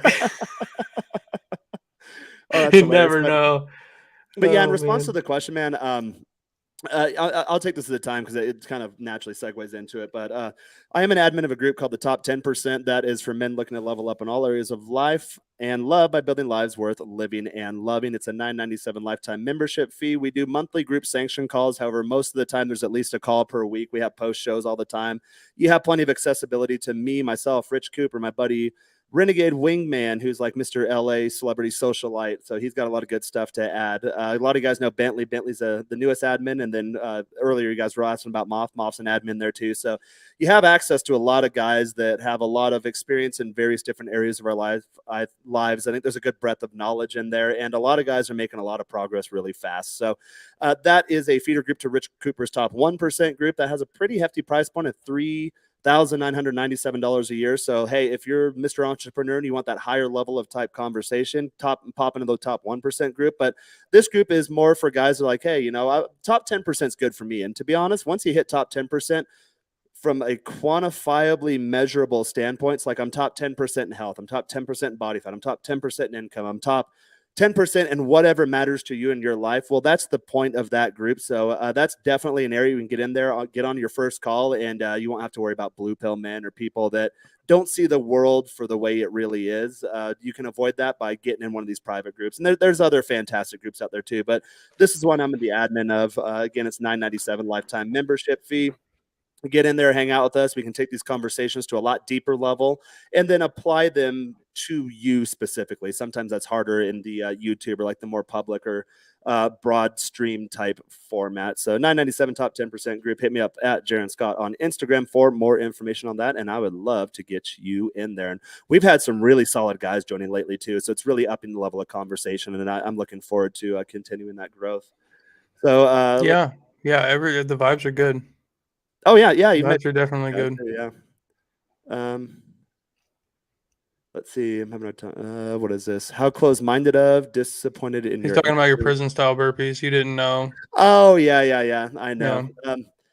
Yeah, I got really into the gym thing when I made it a concerted focus to, like, the first time I was like, all right, I'm going to get to 10% body fat. I'm going to figure this out, study everything, get the diet down, do all these plans. And eventually I figured out my own way that works for me. And I just stick to that. So I haven't explored new thing in the gym in years. Like once I got to the point, like, all right, I can have a 6-pack year round, eat whatever I like, and, still go out and party and have fun and travel. And it's really doesn't have that much of an effect on me. Once I got that dialed in, I've really seen no reason to explore new areas in the gym. And then also too, my physical focus is to age gracefully. So I'm more of a longevity mindset now rather than being, big and jacked. I've been there, done that. It was a good time, but tendons and joints and ligaments start to not be don't feel the same, bro. As you age. Yep. Yeah. The 500-pound deadlifts, I think those days. Dude, I walked 10,000 steps and my feet hurt. So yeah, we're going to stay out of the 500-pound range for pretty much any lift from now on. Right. I've done it before. So yeah. Like, what's your PR? I was like, all right, this is when I was in peak shape, but like, I don't even know what my max is now. I don't know, but I look like I can lift 1 million pounds, and that's what matters. Well, the thing is too, when you get more advanced in there, you can do more advanced level training. So like I do things, I'll have guys all the time like, oh, you're not doing full reps. I'm like, no, I'm doing the top third partials for 10. I'm doing the middle third partials for 10. I'm doing the bottom third partials for 10. And then I'm doing 10 for a minute, time under tension, very, very high time under tension. And guess what? One set and you're fucking fried. I'm a little more advanced than you, bro. I can tell by your sloppy physique that you don't know what you're talking about. So feel free to go correct someone else. Maybe your fat ass wife to start off with. So I'm not saying that to you directly. I'm not saying that to you directly as part of experience. I'm saying in general, because we all know those guys in the gym that come up to you like, bro, you're not doing that right. I'm like, look at me and look at you. Now, if Arnold Schwarzenegger in his peak were to come up to me and be like, hey, here's how you actually do that, like, I'd stop what I'm doing, grab a notepad, and like, all right, what else do you got for me, bro? I'd listen if Mike Tyson told me he wanted to teach me how to box. Yeah. Here's how you throw a punch. Like, oh, what do you know, bro? You're 50 and flabby and out of shape. Like, no, you're Mike fucking Tyson. Like, I'm gonna take he came with a resume, motherfucker. Like, you better put it down. Oh, dude, if you want to get pumped up for the gym, put on Mike Tyson knockout compilations. Like that'll get you going. Sometimes there's days like I just don't want to go to the gym. Mike Tyson knockout compilations. You'll be fired up. I get David Goggins yelling in my ear. That's what I get. I knew you were gonna say that. Frying me. Goggins is a good one too. Yeah. That being said, let's get back to, does that clear out everything? One more on the gym topic. Look up Iron Wolf. I can't talk today. Look up Iron Wolf Navy SEAL burpees. While we're on the topics, I guess I can do that real quick. Iron Wolf burpees, and then we'll get back to the topic, and we'll start wrapping this up. But guys, I definitely appreciate the conversation. Feel free to leave any more questions, comments, Q&As, feedback, whatever in the chat, and we'll definitely get to that. Or if you want to get up here, I mean, hell, I got that link pinned to the top of the chat too. It's Friday. It's casual Friday, so we're gonna have a casual conversation. We use the article as the base of the conversation. We will eventually stick to theme and keep it up, but I enjoy the. It all depends on the dialogue, too. seriousness of the topic and the It really guests does, and the yeah. engagement and everything. And I think that like yesterday was a perfect example of the complete opposite of today. Today is more let's get on and Yes, it was a little serious, yeah. Well, a little serious. Yeah, yeah. You mean like people's lives and shit? Uh-huh. Okay, so looks like Iron Wolf is the creator. I'll definitely check out his channel. Why did it cut my... It's kind of a cool name. I like that. That is a good name. Vibes. So it's Navy SEAL burpees. Let me see if I can find that. Typically, I'd have this planned out in the... Okay. Is there an instructional video? No, it's just showing him doing a shit ton. So, you know what? How about this? I'm just going to pop this link in the chat, and you guys can explore this on your own time. Let's do that. Get the show, the show on the road. That is a delegation. That is a delegation technique right there. Yeah, I'm a little lazy content creator here. Yeah, we'll get this back on track because I've got a hot date sitting on the couch waiting for us to go out, catch a sunset and some craft cocktails on a rooftop. But let me pop back to. Oh, dude, I dropped the article. No, let me get back on the screen. Yeah, Streamwolf is kind of persnickety at times here. Okay, cool. So let's get back to the article. What point were we on? Be a good listener. So we're halfway. Trait number six. We're halfway through. He knows power dynamics. This might be interesting because this is something that a lot of guys don't understand. They're not socially attuned or acculturated or acute to the point to where they can see social action or social dynamics play out in front of them, which, you know, social dynamics really is, you know, kind of an extension of power dynamics. So it can be easy to get caught up in the power dynamics of a relationship. Sometimes you're unaware of what is happening until it is too late. A high-value man knows how to read these dynamics and use them to his advantage. By understanding the trait of power dynamics, a high-value man can create a situation where he has all the power. In relationships, yeah, they're a little redundant. That's where power dynamics are at play. From things like who makes more money, who is taller, who's in charge of the family dynamic. When you understand these dynamics, you can use them to your advantage. If you know what your partner, for example, if you know that your partner is intimidated by people in positions of authority, you can use this to get what you want. Well, Steve, that sounds I think you've got this down pretty well. You understand power dynamics. Well, I've got this down pretty well, but the way that they you're in the military makes too. It, yeah, well, the way that they explain this makes knowing power dynamics like that's some dark psychology shit. That's what it was talking about, which I do get into that in my head sometimes, and you have to be really, really careful, which again, I'm not religious, but I study all religions and spirituality, and you do want to tap into that bright beam of light and not be sucked down into the darkness, because when you explore those areas of your mind, you're like, wait, I'm reasonably intelligent. It's funny. I'm intelligent. I can't say the fucking word. I'm intelligence. Yeah. I ain't dumb. But I'm at the point where you can identify these things in yourself, and it does. Yeah. These thoughts do come in your head. You're like, I could take advantage of this person. I could do this. Yeah, in this situation. Maybe. So you got to indirectly for sure. I agree. Well, I agree indirectly, but that last sentence just kind of spun me around. Like, whoa. If you know that your partner is intimidated by people in positions of authority, you can use that to get what you want. What the fuck? Yeah, that's hinting at something that's a little kind of dark there. That's really dark. I mean, that's not. Well, I will be the authority. I'll scare the shit out of my partner and emotionally blackmail understanding them power dynamics. Don't do that. I'll put it this way: understanding power dynamics to me is knowing that you can do that and using those power dynamics to protect your significant other from people trying to use those power dynamics against them or you or whatever. Right? Like, that's just basically, this one said a high value man bullies his partner. That's what that says to me. Are you fucking kidding me right now? No, I don't agree. Yeah, that is an interesting one, but I believe that the general premise, if we're take it back up to higher level and kind of approach it from a different direction, power dynamics are important. In fact, of knowing where your place is in a social hierarchy. So, for example, if I get pulled over by the police in a foreign country, I'm not going to try to fight them. It's a very stupid idea. They have all the power in that situation. I'm going to be a smooth operator and talk myself out of it as fast as possible. So, again, in these red pill spaces, a lot of guys get into weird stuff like alpha versus beta, like always got to be alpha all the time. You're going to be the high value man all the time. But no, there's time where you can cede the lead to someone else. Like when I hang out with my brother, he's Mr. Marine's been all over dangerous combat zones all over the world. And if the like he has more situational awareness as it pertains to combat than I do. So like if he's like, hey, keep an eye out for that guy, like, okay, cool, I'll follow his lead. I don't need to do that. Now, if we're talking to a group of girls and none of them speak English and I'm riffing in Spanish, then he'll follow my lead and just kind of like, hey, Jaron, just let me know what's up. Let me know where you need me, what to do. That doesn't mean he's not alpha. That doesn't mean he's not alpha in that situation, nor does it mean I'm not alpha in this situation. It's like,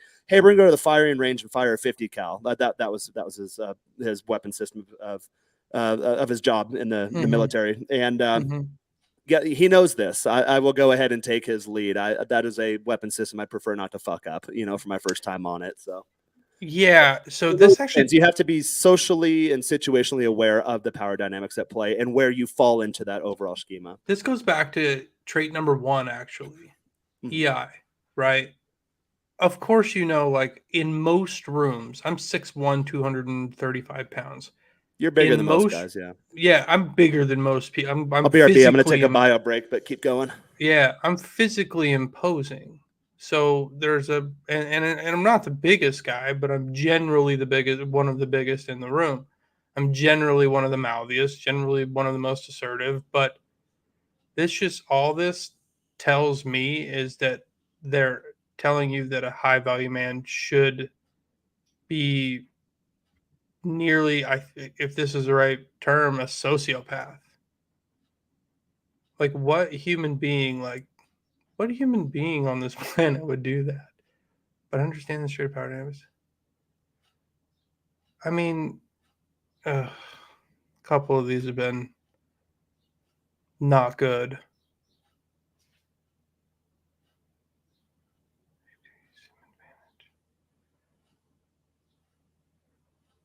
But that's not to say that you can't use them to your advantage when you're in a room with, like, trying to close a business deal or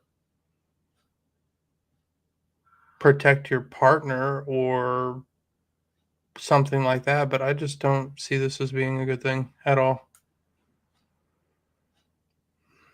Okay, number 7. He is honest to his own value system.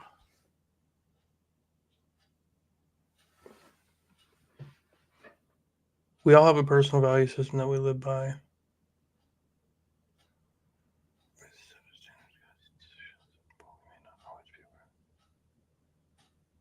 I'm not even sure how to follow up on this one, actually.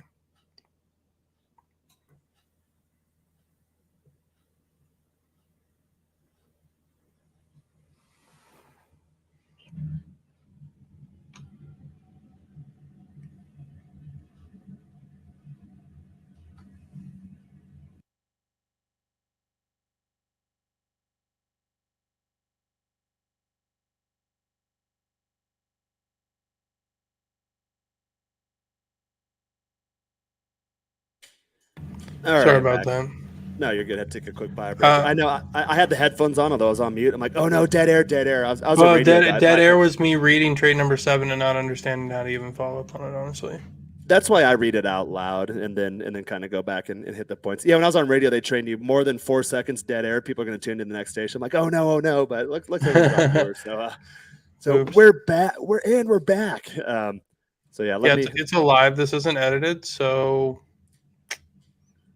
Yeah, on that last point, Steve, you mentioned for power dynamics, it is a good thing. I'm getting to that point in my career, my professional life. So like, I'm not going to have a full-time job, W-2 position ever again. So that means I have to go out and get my own business. And the post show, one of the guys on the panel asked us like, hey, how do you get new clients? Like, you have to go find them. You have to go get them and bring them in, especially when you're starting off and you're new and you don't have that growth or influence or momentum yet in your professional endeavors. So yeah, that is a good thing. Like, I know when I get on a call with someone and it could be a potential client, I read them very quickly and know like I can pretty much sell them whatever I want. They're already bought into me, or I'm in a position to where I have influence over them or I have leverage over them, so I can make this favorable for me. And again, going back to the darker side of that comment, I'm not going to fully take advantage of them. I like fair deals because I hate to get into a contract and then someone feels like they're being gypped or jilted as you're already balls deep into a project, and then that starts creating tension in the group dynamics.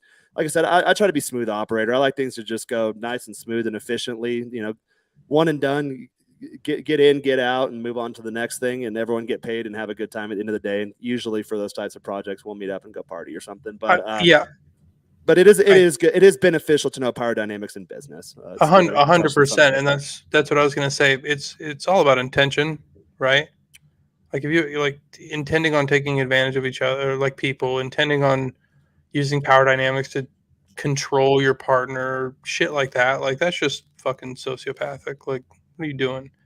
Versus using your power dynamics to understand exactly what a client wants out of you, or what exactly what a client wants, and then presenting them a proper solution, or using your power dynamics to understand that self-awareness, right? Like you've got a situational awareness, being surrounded by other people. You got to know my girl's not going to beat anybody up. I know that she's tiny. So I got to protect her when we're in public. That's understanding and power dynamics. So in that way, I do like it, but I think that the article just went a different way. It hinted at a weird part of human psychology that those thoughts pop in your head at times, but I don't give I don't give life to them. Let's just say that. Sure. All right, cool. So now we move to point number 7. 7 minutes in lucky number 7. Traits number 7. He is honest to his own value system. I think this is a good one too. And a lot of guys lack value systems. So let's see what the author of this article says. And then Steve and I shall deliberate. We all have a personal value system that we live by. This is the set of beliefs and standards that guide our decisions and actions. And while we may not always be aware of it, this value system is a major influence on how we live our lives. For the most part, our values are based on what is important to us and what we believe is right or wrong, but sometimes our values can conflict with those of other people or even of what society expects of us. When this happens, it can be difficult to know what to do. If you find yourself in a situation where your values are being challenged, it's important to remember that you have a right to stick to your own beliefs. You don't have to do what other people want to do, and you shouldn't let anyone else control your life. Of course, this doesn't mean you should go out of the way to offend or upset others, but it's important to be respectful of other people's beliefs and opinions, even if you don't disagree with them. And it's also important to be true to yourself and stand up for what you believe in. And there's a nice graphic here. That's why I zoomed in and kind of fucked up my speech a little bit, but there we go. So a fixed mindset versus growth mindset. And I'm really big on internal dialogue and self-talk too. So a fixed mindset is like, I give up easily. Failure is limited my abilities. I avoid challenges. I stick to what I know. I'm either good at it or I'm not. There's no point in trying. And that's how most people kind of fall into that camp. Even, for example, like my intelligence is static. A lot of people think that like, oh, I don't have the highest IQ or I wasn't the brightest kid in school. That doesn't mean that you don't have talent in other areas of your life, or you don't have a natural God-given gift that you can nurture in this lifetime and share with the world. So everyone's wired differently. That's definitely a stupid way to look at the world. Growth mindset is a more healthy way. So I like to try new things. I can learn what I want to do. Failures offer opportunity and growth. My intelligence can be developed. I embrace challenges. I learn from feedback. I keep trying to never give up. That one I never agreed with. I try everything to see what fits for me. So I give up very quickly. I want to have a wide breadth of knowledge. So I'll dip my toes into something and I'm like, hey, this ain't for me. And then I'll give it up. So I was like that as a kid too. I used to feel really guilty. Like, oh, I've tried every sport and I've joined every club and I quit half of them. Well, yeah, but in trying all of them, I now know what my sport is. I now know what my instrument is. Right. I know what my extracurricular clubs are. I now know who my social circle is. So I don't necessarily agree with that one. I'm inspired by other people's success. My mistakes help me grow.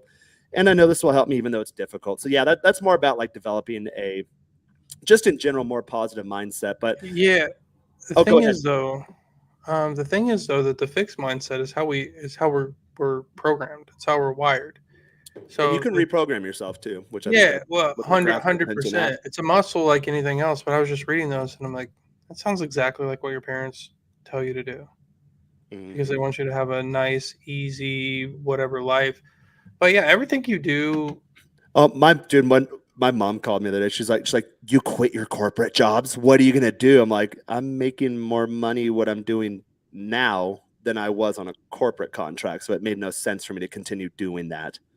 And I don't get text messages at 3 a.m. like, where's that template? What'd you do with this, dude? Where are you on that workflow? I was like, look in the logs, check your email, check your messages. I let people know exactly what I'm up to. Like I'm very simple. I'm a checklist type person. Like, oh, where are you on this? I'm like, we've had this conversation 3 times. Now I'm not going to answer you. And then it turns out you're not a team player. You don't fit the corporate culture. It's like, I don't like fucking time wasters. Okay. Like, I'm going to do my work. I'm going to get out of here. Like, so my mom used to call me. Oh, my poor mom. She's like, dude. Oh my God, that was such a good job. I'm like, but I'm making more money. Yeah. entertaining people on the internet and going to meetups in real life to really cool cities. So I'll just keep doing that. My mom used to call me because she lived at the time. I know she might have been in Germany. Maybe. I don't remember. But she used to call me like basically in the middle of the night and ask me she would say, "Did you see that email I sent you?" And I would say, "No, I got a million emails. I didn't see it." And Check my batches. it was always a job posting of something. Oh, I remember those days. And I was already doing my own business. I was already in my own business. I was successful in my business. For first year, I was successful in my business. I was making more money than I ever made, short of being a salesman and like 6-year salesman. And she didn't stop doing that until I told her if she did it again that I wouldn't talk to her anymore. Yeah. That is the craziest thing. But that goes to the value system too. It's like you have to determine your own, like what you want. And then you have to stick to it. That's the problem. It's not figuring out what you want, it's sticking to what you want at the end of the day. And like in the case of, our moms, like, God bless them, love them to death. Like, love my mom to death. She's a fantastic human being. But what she views as in her internal framework for what success in the life of Jaron Scott means to her, that's not the same of what it means for me. And it's my life and I'm the only one living it and I will do whatever I want with it. So you need to learn how to do that and it's really tough sometimes, guys, even culturally too. I know I get like a lot of East Asians and like people from India. It's really tough for you folks to do that because the family structure is just so defined and dynamic and ingrained in who you are as a human being, and it's tough to undo that. But you can realize, hey, I am my own person, and I'm gonna do what I'm gonna do. My brother has a good response to that. He's like, hey, bro, you do you, I'll do me, you do you. It's just kind of like it's a nice way of saying like, fuck off. like your opinion doesn't matter to me. But yeah, you have to do that because how often, guys, for those of you out there watching, do you find yourself in the situation where you realize like I don't really like who I am, and you kind of just go on autopilot and fall into the societal script of what success looks like as it's defined by other people, and then you wake up, you're 55 years old, and you're just living a life that you don't recognize. You're like, who am I? You hear about guys do it all the time. You hear about the midlife crisis, like dumps the wife, sells the house, gets rid of all this shit, liquidates his life, and then buys a Corvette and bucks off to Miami or something. Like used to when we were growing up in the 90s, you'd hear that story all the time. Oh, it's his midlife crisis, and that's really you. Just not your life is not your external life, your external reality is not aligned with who you are internally, and a lot of guys don't even know what that looks like. A good example for this too, to provide a caveat here, for example, during the recent pandemic thing, like with all the mask things and all the ridiculous requirements, like I knew that was stupid from day one. And guys, if you have an IQ over 100, you should have seen that too. If not, it probably isn't the channel for you. You might not enjoy the content, but it was abundantly stupid from day one. Like with the mask thing, like, oh, you have to wear a mask in public spaces. Like it says on the package, on the little data insert, that it does not prevent against the transmission of viral diseases. So why are we doing this? Like we're just mentally jacking ourselves. I don't even want to get into that subject. We're gonna be here till 10. I can't. But that's the approach I took. Like I knew it was stupid, so I didn't partake. But for example, when the good thing is too, guys, when you get in shape and you are self-assured, or you fall into like the high value man category. I got to a point in my life where no one said shit to me. But there's certain types of guys out there like, oh yeah, everyone's getting on my ass. I'm like, people don't talk shit to me in public. Like they leave me alone. You know what? I had that one time. Not to me. My life. It's different on the internet because you get like trolls in the comments or guys like leaving stupid shit in the chats. But in real life, no one talks to me that way. It's not part of my reality anymore. But there are guys. And you'd see the videos. Sensationalism is what sells ad space for the multimedia companies or the mainstream media companies. So you see the sensationalism, like guy harassed for not wearing masks, but it's always some meek, like scrawny string bean, wet noodle of a man. Like, well, yeah, that guy's gonna get harassed for everything he does in life because the dude's a Fortnite streamer, for Christ's sake. women, not only women, but women nor men. No, any human being does not respect weakness. So in that case, like I never got anything. But when it came time to like a family dinner, like my grandparents are centenarians. They're German from back in that era. No creamy dressings in the Third Reich. We'll just throw that out there. No creamy salad dress. That was a troll comment, but I laughed so hard. But they're from that time and place. Let's just say that. And some things were done right prior to the like global human atrocities. And so genetically, like my family, if you don't drink, you live to 100 years old. That is a given. So when they come around, like, yeah, they were a little kind of worried about their health. Like, hey, we can't afford, like, not only can we not afford to get COVID, we can't afford to get sick with anything. So they're a little more risk avoidant at that in the golden age than they were like maybe back when they're in their 20s. Like I found out like, my grandpa after the war, like rented a motorcycle and traveled all over South America. I was like, that's pretty cool. Like I never knew that about you. Because when you're a kid, your grandpa's your grandpa, and you know, Shout out there searching firm fisted, like, hey, you broke a sprinkler line, or hey, you fucked that up, or you dropped the box off the back of the trailer. I grew up on a farm for new people, so don't do that. And then now at his age, we tell stories. I'm like, oh, you're cool like I was. Like I backpacked all over Latin America too. Like no wonder like where I got it from. It was cool. At one point when I told my grandma I was like 18, I'm like, hey, I'm gonna move to Mexico, and I thought my family was gonna freak out. Again, like these societal things, they put this structure or these ideals upon you. But when I told my family, my grandma was like, oh, it's about time. And I'm like, and I look a lot like my grandpa too. So I think she sees a lot of him in me, and she's like, and then now that I'm older and they're older, she's like, oh yeah. She's like, I always knew that was in you. She's like, it's like I saw you look. I saw how you looked at the female employees since you were like 2 years old. I knew you were going to go down there at some point. So sometimes people are wired different ways, and that's okay to bring it back on topic. And same thing, like have the social acuity or the awareness to know, like in the case of the mask example, like when I go out to the grocery store, like, hey, if you don't like me not wearing a mask, stay 6 feet away. It's social distancing or the mask. You can feel free to fuck off. I'm going to do what I'm doing. But my 100-year-old grandparents and like, you know, like that, they know that they're nearing the end of the line, and that kind of scares older people. It's like, okay, I'll be cool with that. Or my brother had recently come off of a liver transplant as part of a training accident he incurred when he was in the Marines, and on his like months coming out of it. So he was on like organ rejection medicine. He still is, but like he was kind of scared too. He's in a coma for a few months and got a liver transplant. And that thought was still in his head, like, hey, like, can I handle this if I get it? So, you know, I had no problem wearing a mask around him. To be honest, my Marine brother didn't. He never required a mask. He always knew that was dumb. But other things, you know, he was really careful with his health for that first year coming out of the transplant operation there. And like, that's understandable. I would be too. So like, yes, have your core value system, know where to draw the line, but also know where you can kind of give in a little bit too. You don't have to be, like I said, you don't have to be always alpha all the time. That might damage some of your social connections if you approach the world from that mindset. Shit, it might damage some of the red pill social connections if they don't approach the world like that too. You're kind of damned if you do or damned if you don't in the situation in some cases. Exactly. That's why I like the attitude my brother gave me. Like, you do you, I'll do me. You know, yeah. You can feel free to F off all you want, but I'm gonna stay right here. The best way to dig yourself out of a hole is sideways. Just saying. Profound. Dropping another gem. I'm a one-liner guy. Another Esteban one-liner.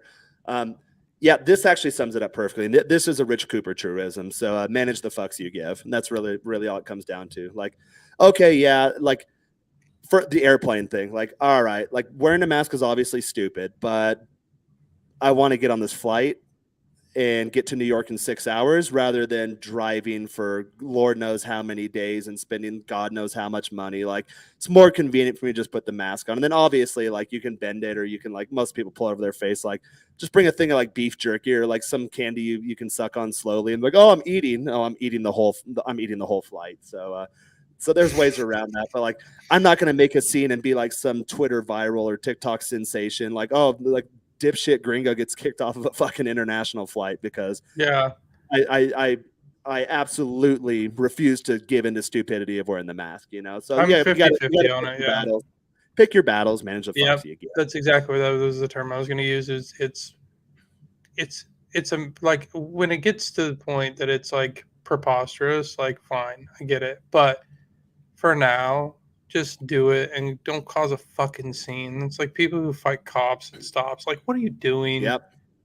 I mean, I get it. Like there's a exception where the cop was in the wrong, and I understand that. Some cops are assholes, but they are in a position of power. Understand that. Realize that this is all getting documented, and then what you do as a smart person is you get a lawyer and you get the charge dropped, reduced, or dismissed entirely. Yeah, and again, like I agree with that on a fundamental level. if you're in a situation where your life is in fucking risk, don't be a moron. That's all I'm saying. Like, that's it.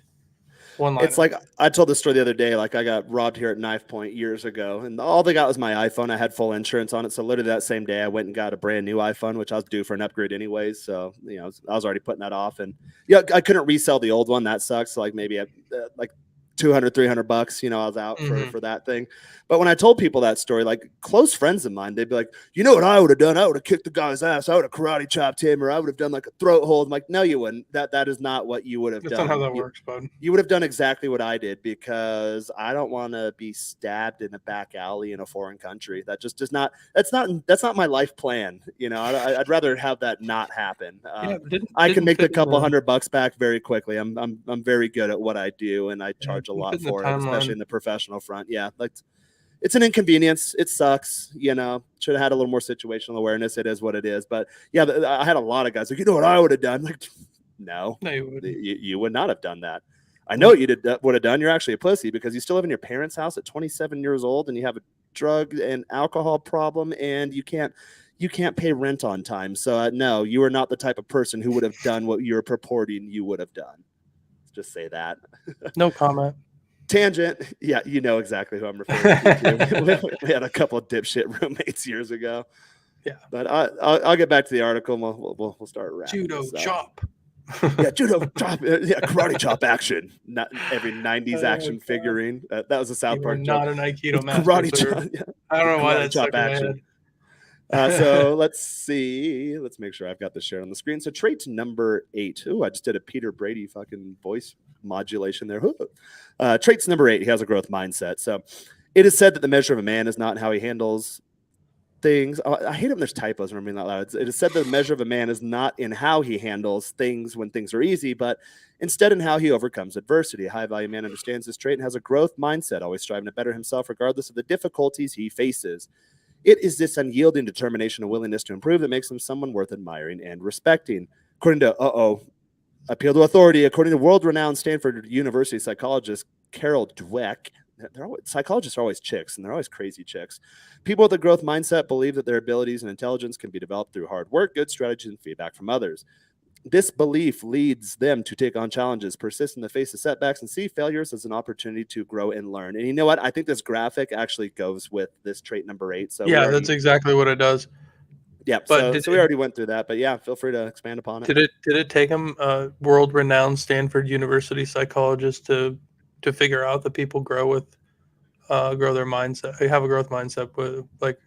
I was in academia for years, and from the youngest age, I wanted to be a professor. Actually, someone called me today to pitch me on a PhD program. Like, would you be interested in that? I was like, I always would have been, but in digital marketing, the private industry is 3 to 5 years ahead of academia, and I like to be ahead of the private industry. So I like to really look forward and be kind of one of the early adopters and one of the trailblazers in my particular field professionally. So. No, it'd be cool to have the 3 letters behind my name, but I don't want to be studying things that I knew 12 years ago. That just is not interesting to me. Yeah, so absolutely. I used to be Mr. Academia, and I really fancied myself as that person as part of my identity. But now, looking at it, it's weird. Like anytime they study anything, it's like shit you already knew. I'm like, okay, you needed a $2 million study and the peer review process, and then go defend your thesis for something that everybody already knew. I just look at it and I'm like, I mean, don't get me wrong, there's a place for academia for sure. Don't be fat and you'll live longer. Stanford researchers did a random blinded study. Like, no, just don't be fat. Like, don't smoke, you'll live longer. Yeah. Yep. Like heart disease and obesity go together. Weird. Mm-hmm. All right. Next question. Do body weighted dips instead of donuts. Throw them back to you, Spartan. There we go. So, yeah, we'll go on the next point. We already kind of beat that point home. I went through the graphic already. Trait number 9, he takes responsibility. A high value man is someone who takes responsibility for his own life and the lives of those around him. I think that is a good add-on point there. That ties back lives to the power of those dynamics. around you. Exactly. Yeah, a lot of these are kind of piggybacking on each other. He knows that he has the power to make things happen, and he does whatever it takes to get the job done. He isn't afraid of hard work or challenging situations because he knows that ultimately he is in control of his own life, not necessarily all external situations, I would add there. When something goes wrong, a high-value man steps up and takes responsibility instead of looking for someone else to blame. This shows strength, character, and leadership ability. Oh, they're missing a comma there that drives me nuts. Or strength of character. 2 qualities that are essential in any man worth dating. So if you're looking for a real man, look for someone who isn't afraid to take responsibility. He will be the one who stands out from the rest. This is the most back and forth. What's a word that I'm looking for? Back and forth. Repetitive, redundant. It's a very redundant article, but it's also very It's getting kind of hypocritical of its own. It's like hypocritical of its own traits. It's like they were trying to fill air. Yep, that's what it feels like. It feels like there's empty. There's not a lot of meat to it, not a lot of substance. So this was written by somebody without feelings, just for the record. Like 100%, this is an AI article. 100%. Yeah, let's see. Nobody thinks like this. It was probably written by a chick, but Kelly Rodriguez. Hey, Kelly's a boy name too. Clerks 2 reference. Guys, look that up. Have you seen that movie? No, so I'm gonna ruin it by shortening the energy. Okay, yeah. So there's a scene at the very end where they thought that they were hiring what they thought was a stripper, but turns out it was like a donkey show. And so they thought the donkey was going to be with the chick, and a guy shows up. They assume the guy was the handler, and then when the donkey show starts, it's the donkey doing the dude, and they're like, "Hey, what the hell, man? Where's Kelly, the hot chick?" He's like, "Kelly's a boy name too. Hey." Okay, can we put that on the screen, or are we gonna get fucking shadow banned for that? Oh, If we're gonna present a boring fucking article and these people are gonna sit around for 2 hours and listen to us blab about it, at least some funny shit can be done. If it's on YouTube, I'm assuming it's okay. It has to be on YouTube because I've never seen the movie, but that sounds funny as fuck.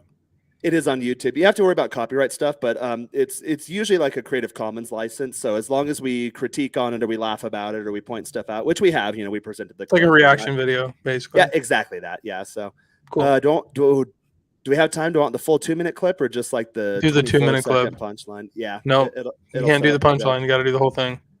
Yeah, this is actually quite a funny movie. It was one of my favorites for a while. So let me stop this screen sharing. Guys, ladies and gentlemen, girls and boys, I shall present you to Kinky Kelly live from Clerks 2, 2006. The Donkey Show.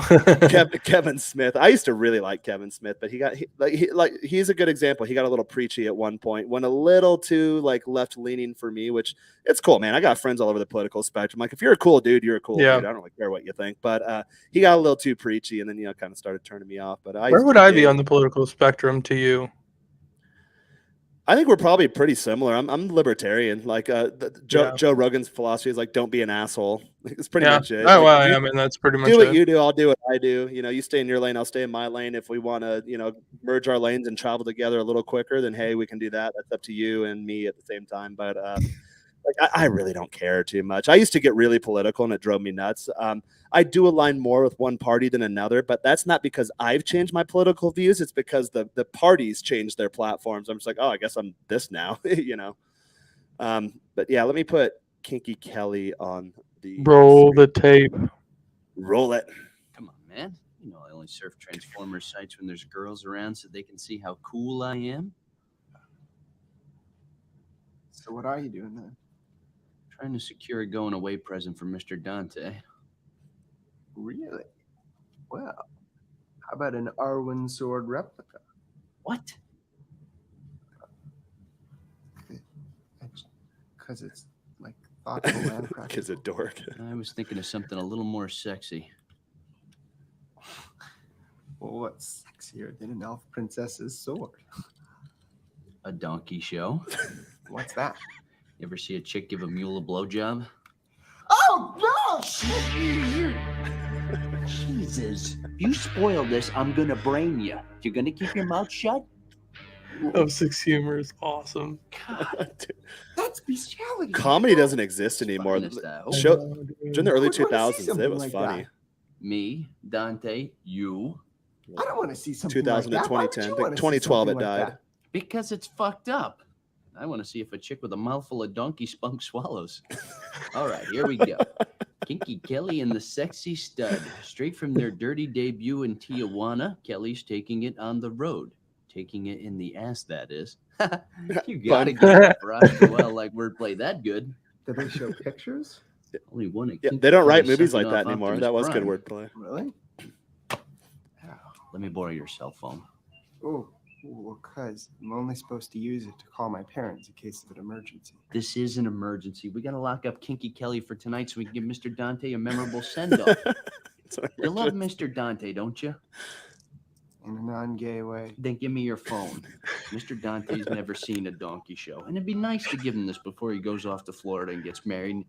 Does all those other things that prevent a guy from ever seeing a fucked up donkey show in his lifetime. Hello. I was hoping to schedule Kinky Kelly for a performance tonight. Okay. I'm on hold. Fingers crossed. We should probably cross dicks too. Okay, it didn't show the punchline. That 24-second clip is probably the one, so I'll put that on the screen. That's fucking funny.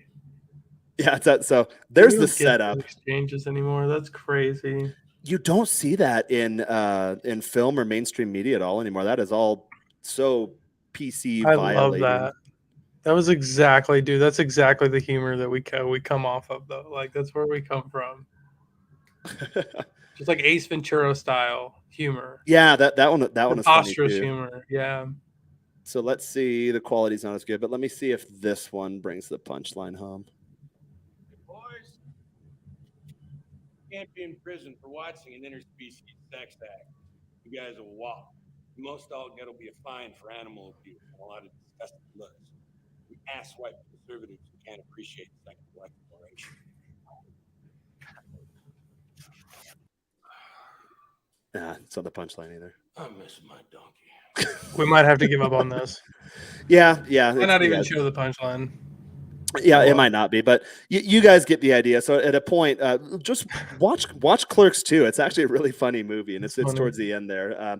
So at a point, they bring the donkey to the restaurant. The guy shows up, that guy you just saw there at the end, and they keep assuming that the guy's the donkey handler, and they're like, "Hey, where's Kelly, the hot chick?" And he goes, "Kelly's a boy name too." Hey, and they're like, "Oh no!" So yeah, watch Clerks 2.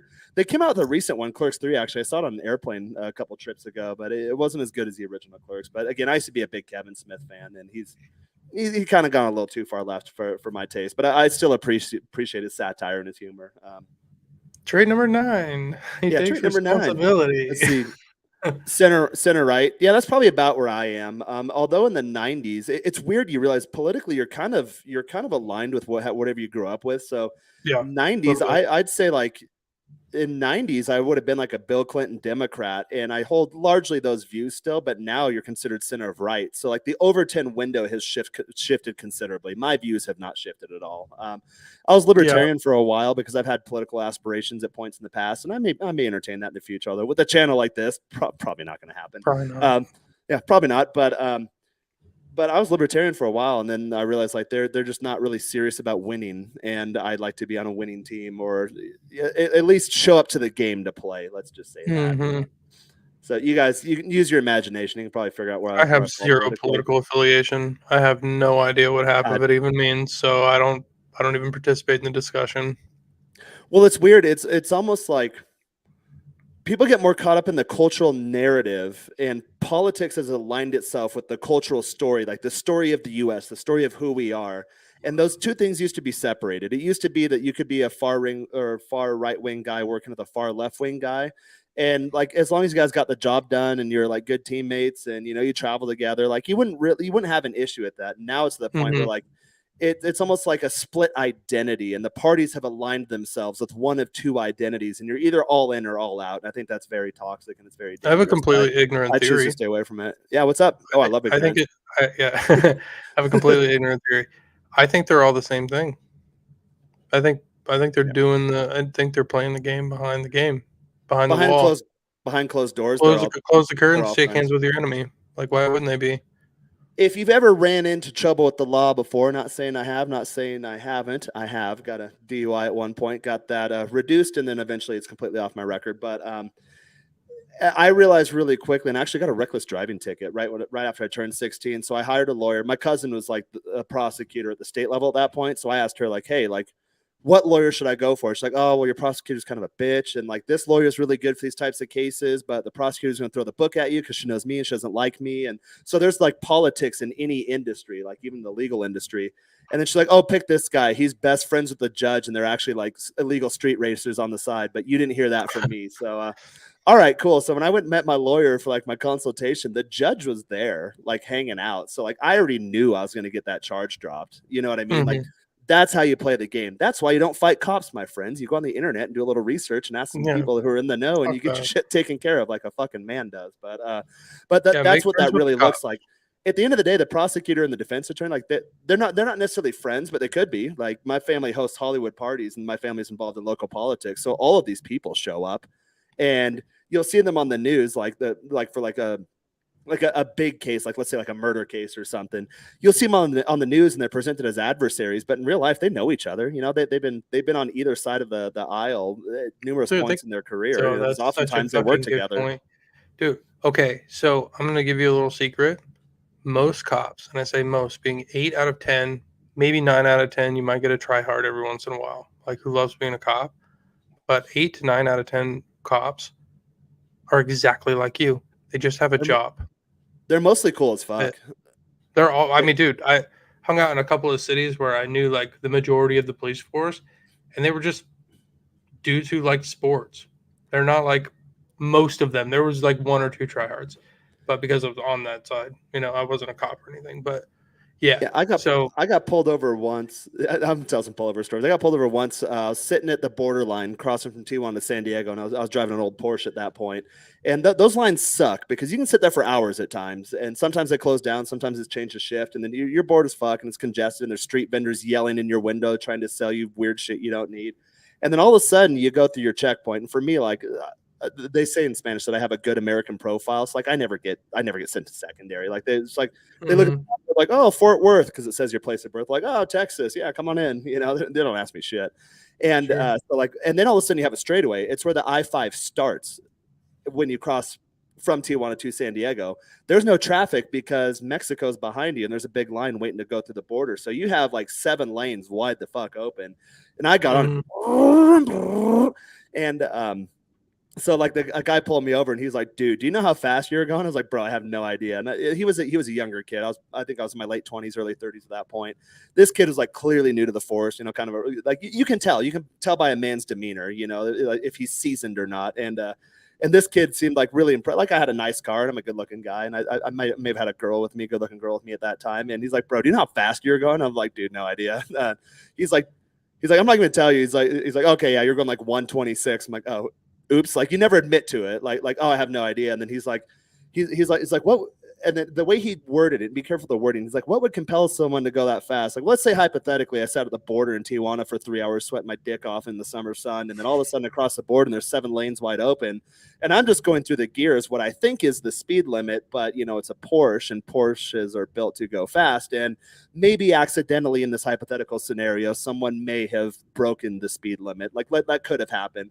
And then he's like, all right, cool. I just looked at my ID real quick. He's like, oh, you're good. Yeah. He's like, dude, I'm sitting. He's like, dude, I go down there he was a Hispanic cop. He's like, dude, I got family down there. I know exactly what you're talking about. He's like, I get it. You know, it happens. And then he's like, and then you can tell at this point, and guys, this is where social awareness and power dynamics come in, because if I were a lawyer, I would not give this advice, but he's like, hey, I wouldn't mind taking a look at that engine. I'm like, oh, but he was already asking me questions about the car. Oh, how much did it cost? Where'd you get it? I'm like, oh, this one's actually quite affordable if you look at this and look at these options. And he's like, oh, yeah, it's really cool. And then he's like, oh, what engine does it have in it? He's like, can I take a look? I'm like, well, it's a mid-engine car. You can't. But he was asking me questions about the car. And he was more interested in the car than me. And when I had my Camaro 2SS in Texas, I got pulled over all the time, too. And it's mainly like, hey, what kind of mods you got on there? You know, what are you running? And you realize when you're looking at the cop, they're a lot like you. Like, they're the same guys you see at the gym. Like, they're the same bros you hang out with. They just wear a badge when they go to work.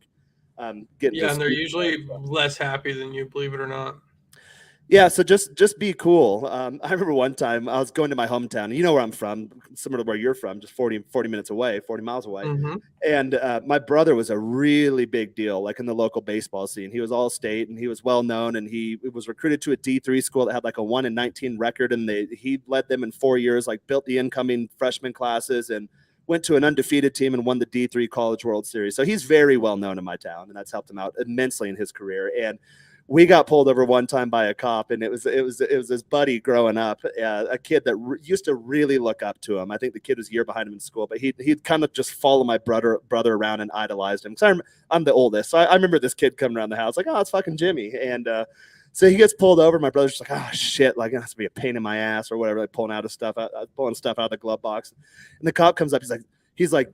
So and so, and my brother's like, Jimmy, like, oh, what's up, dude? And he's like, oh, hey, and like the cop was catching up with my brother. It's like, hey, what are you doing? Where are you working now? Oh, that's so cool. Like, oh, where are you living? What's life like? And like, my brother didn't ask him any questions, and it was going for a bit. And eventually, my brother's like, hey, Jimmy, it was so nice to see you, bro. But like, I gotta get going. He's like, oh yeah, it's super cool. And then just went back to his cop car, and we took off. It was probably speeding again. Like it's a recurring theme in my family. We all kind of speed, but those are my cop stories. So going back to one of the previous points, be aware of your power dynamics. Know where you are socially and what you can get away with and what you cannot get away with.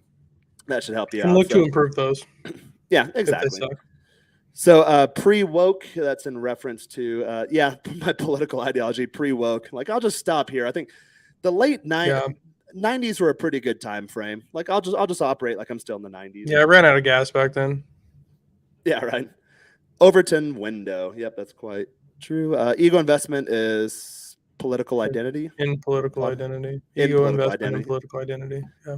Yeah, I think a lot of people get too invested in their politics. Well, I always say that, like, you need to be aware of what like your highest belief is. So for Christians, that's God. Like the U.S. Constitution, like, God is above it. It's really important that you structure your belief system with a hierarchy. For me, it's that universal light source of energy. Christians would call that God. Muslims call it Allah. We've already been through the spiel. So be really careful of that. And that's why I say, like, in the red pill space, a lot of guys like red pill, boom, my highest belief. I call it the God box, actually, is how I use that term across my friends and colleagues.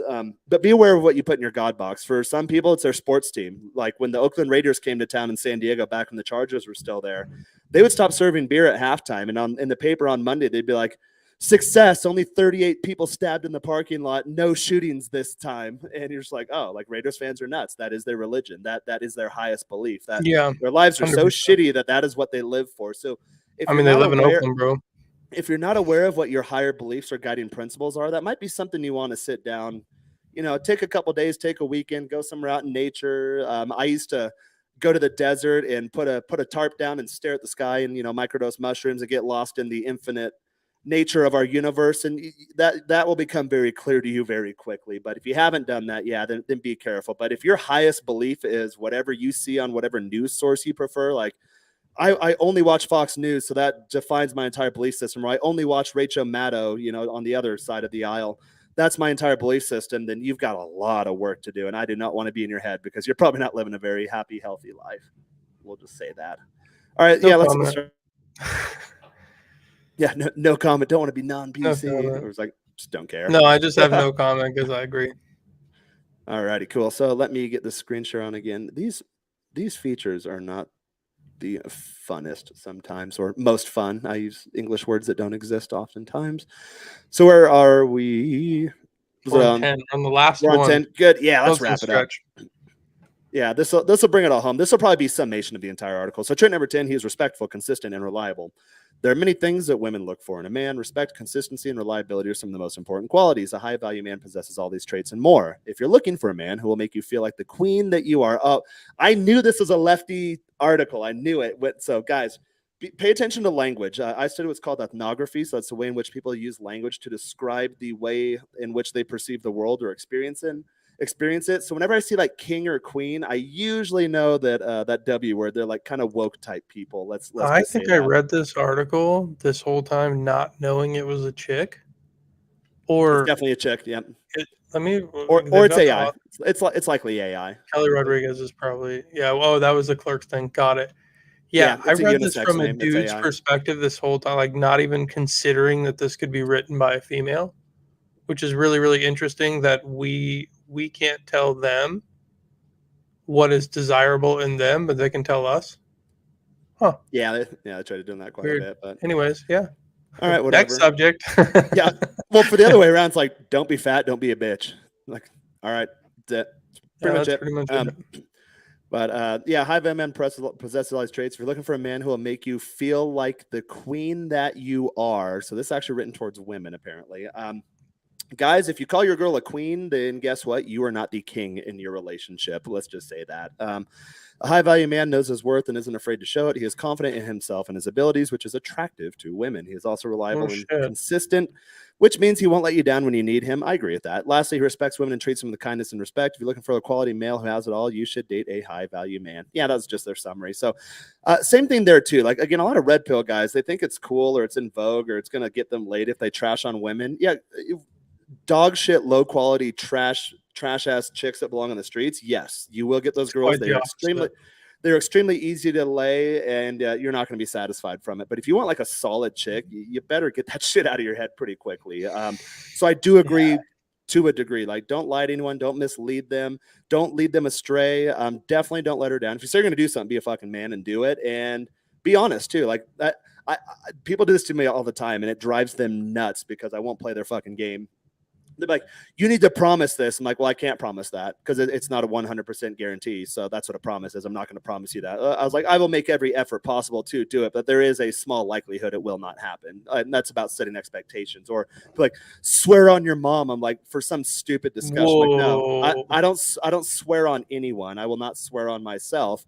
Now, if I tell you there's a 100% possibility it will get done, then guess what? You don't have to worry. It will get done. And then when you do that enough, but you have to follow through. If you do that enough, then you earn what's called a reputation, and a good reputation, a powerful a positive, powerful reputation.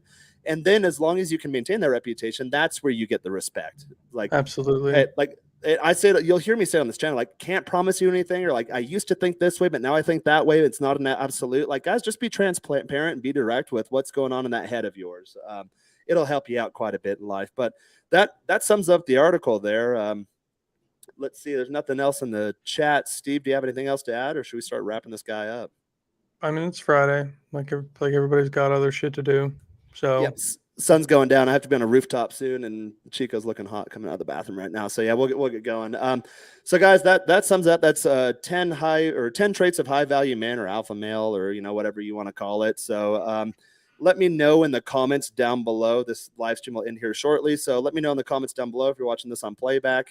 If you agree with anything, disagree with anything, if you want to expand the conversation, if you have any questions for us, have any comments, suggestions, whatever for the channel, that will definitely help us out. I'd like to engage my audience a bit more. So use all the features of YouTube, be a good audience member, be a good viewer, and use that comments feature. And I'll definitely get back to you at some point.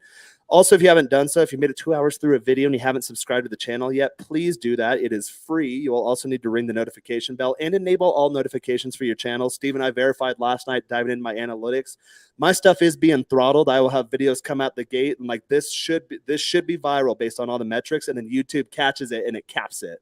And it doesn't show it to anyone anymore, not even my audience, although all the numbers are aligned correct. So remember, I've done this for a living for almost 20 years for like Fortune 100 companies. So I know how to read the analytics. I'm like, there's some bucketry afoot here, YouTube. And so what you have to do is subscribe to the channel. Fucking hobbit. Yep. Subscribe to the channel, ring the notification bell, and enable all notifications for your channel. Like the video too. That's simple. That's free. That helps you with the algorithms. And then be sure to share with any friends. That's a big one. A lot of people forget if you get value out of this. I will wrap it up with a pitch. For guys looking to level up in all areas of love and life by building lives worth living and loving, well, here's the place for you. It's the top 10% men's group. That is an extension of Richard Cooper from Entrepreneurs and Cars. Top 1% group and entrepreneur level groups. However, those groups have pretty hefty price points at the tune of about $4,000 per year. But we wanted people that weren't quite ready for there. People asked us all the time, like, hey, man, I don't got the scratch. Like, I don't have that kind of cash yet, but, I want to start taking this a step further. Well, we created that group just for you. Top 10% men's group. It's me, myself, and I, and then other people. There's a handful of admins there that are the top 1% generals. So we cover a breadth of topics, and we have a big depth of knowledge amongst all of our varied experiences between the 5 admins in there. And we've been adding some solid guys lately. So I'm really looking forward to the higher level of conversations we'll be having. Not that we haven't had them already, but things are starting to get really good in there. It is behind a paywall, so your anonymity is respected. You'll be able to, someone asked earlier, like, where do I meet more guys, like-minded guys like me? Well, this is exactly where you meet them. Top 10% group, $9.97. That's US dollars lifetime membership fee. So you can get in there, check it out. If you don't like it, you're in there. You're in there for life. Or if you want to check in get some tidbits out of there, go work on yourself, come back 90 days later, and then do that process. That's how I consume my content personally. That's what a lot of guys in that group do. Or if you want to step up, be an admin, start planning meetups and hosting shows, this is where to take it to the next level. So again, that's the top 10% men's group, $997 US. If you have any questions on how to get in there, I will leave a link in the description. If you want to go straight to the paywall, it's PayPal, just process it. I'll get a notification. I'll let you right in, introduce you to everyone else, or Instagram at Jaron Scott, and I'll walk you through the process step by step too. And for my audio only listeners, that is JARENSCOTT. My cell phone thinks I'm Karen for a reason. It still thinks that. That's a J, like Jared from some terrible example. Nix that, scratch that. Jaron, JARENSCOTT. You didn't just do that.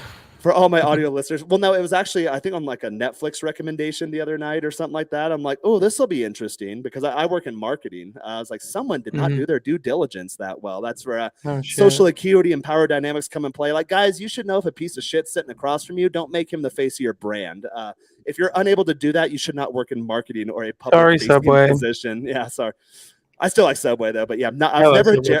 I always called bullshit though, because I was a former fat kid. I was like, no, you're not going to lose 100 pounds just eating Subways and walking all day. Like, you're just not going to do that. I knew it was bullshit. And then when the story came out, I'm like, oh, ha, ha, ha. And I'd reference he did South Park keto. Yeah. South Park kind of knew what was up too. That show's always like 10 years ahead of the curve, which is why I love it. And I like satire too, which is a dying art form. But we'll go ahead and wrap up. So again, guys, if you need anything from me at all, at Jaron Scott on Instagram. Audio only listeners, already spelled it out for you twice. So click back the 15-second button a couple times if you need to hear that again. And yes, this is synced to all of your major podcasting platforms. This is a new show, a new concept. I'm simulcasting it to this channel, and there's another channel called The Lost Boys. Eventually, once we hit critical mass on that channel, I'll start killing them on this channel. I'll start separating the brands. So I'll leave a link for that channel down below in the description. It's just getting out the gate, so be sure to go over there, subscribe to it. Eventually, this will all be on that channel. And then for the podcast posting, I am a bit behind posting those, but I'm going to create a new podcast from my podcast platform and separate the brands a bit. So again, guys, a lot of cool stuff going on. If you want to get closer to me, get closer to Steve, our Instagrams are right there. And if you want to take the conversation to the next level as it pertains to you and you start building a life worth living and loving, I'm living my version, Steve's living his version, but guess what? We've got goals, we've got milestones. We want to make it even bigger, better, and badder. Then top 10% is where you do that $9.97 lifetime membership fee. And with that being said, we shall go ahead and bid you all farewell until next time. Thank you. Peace.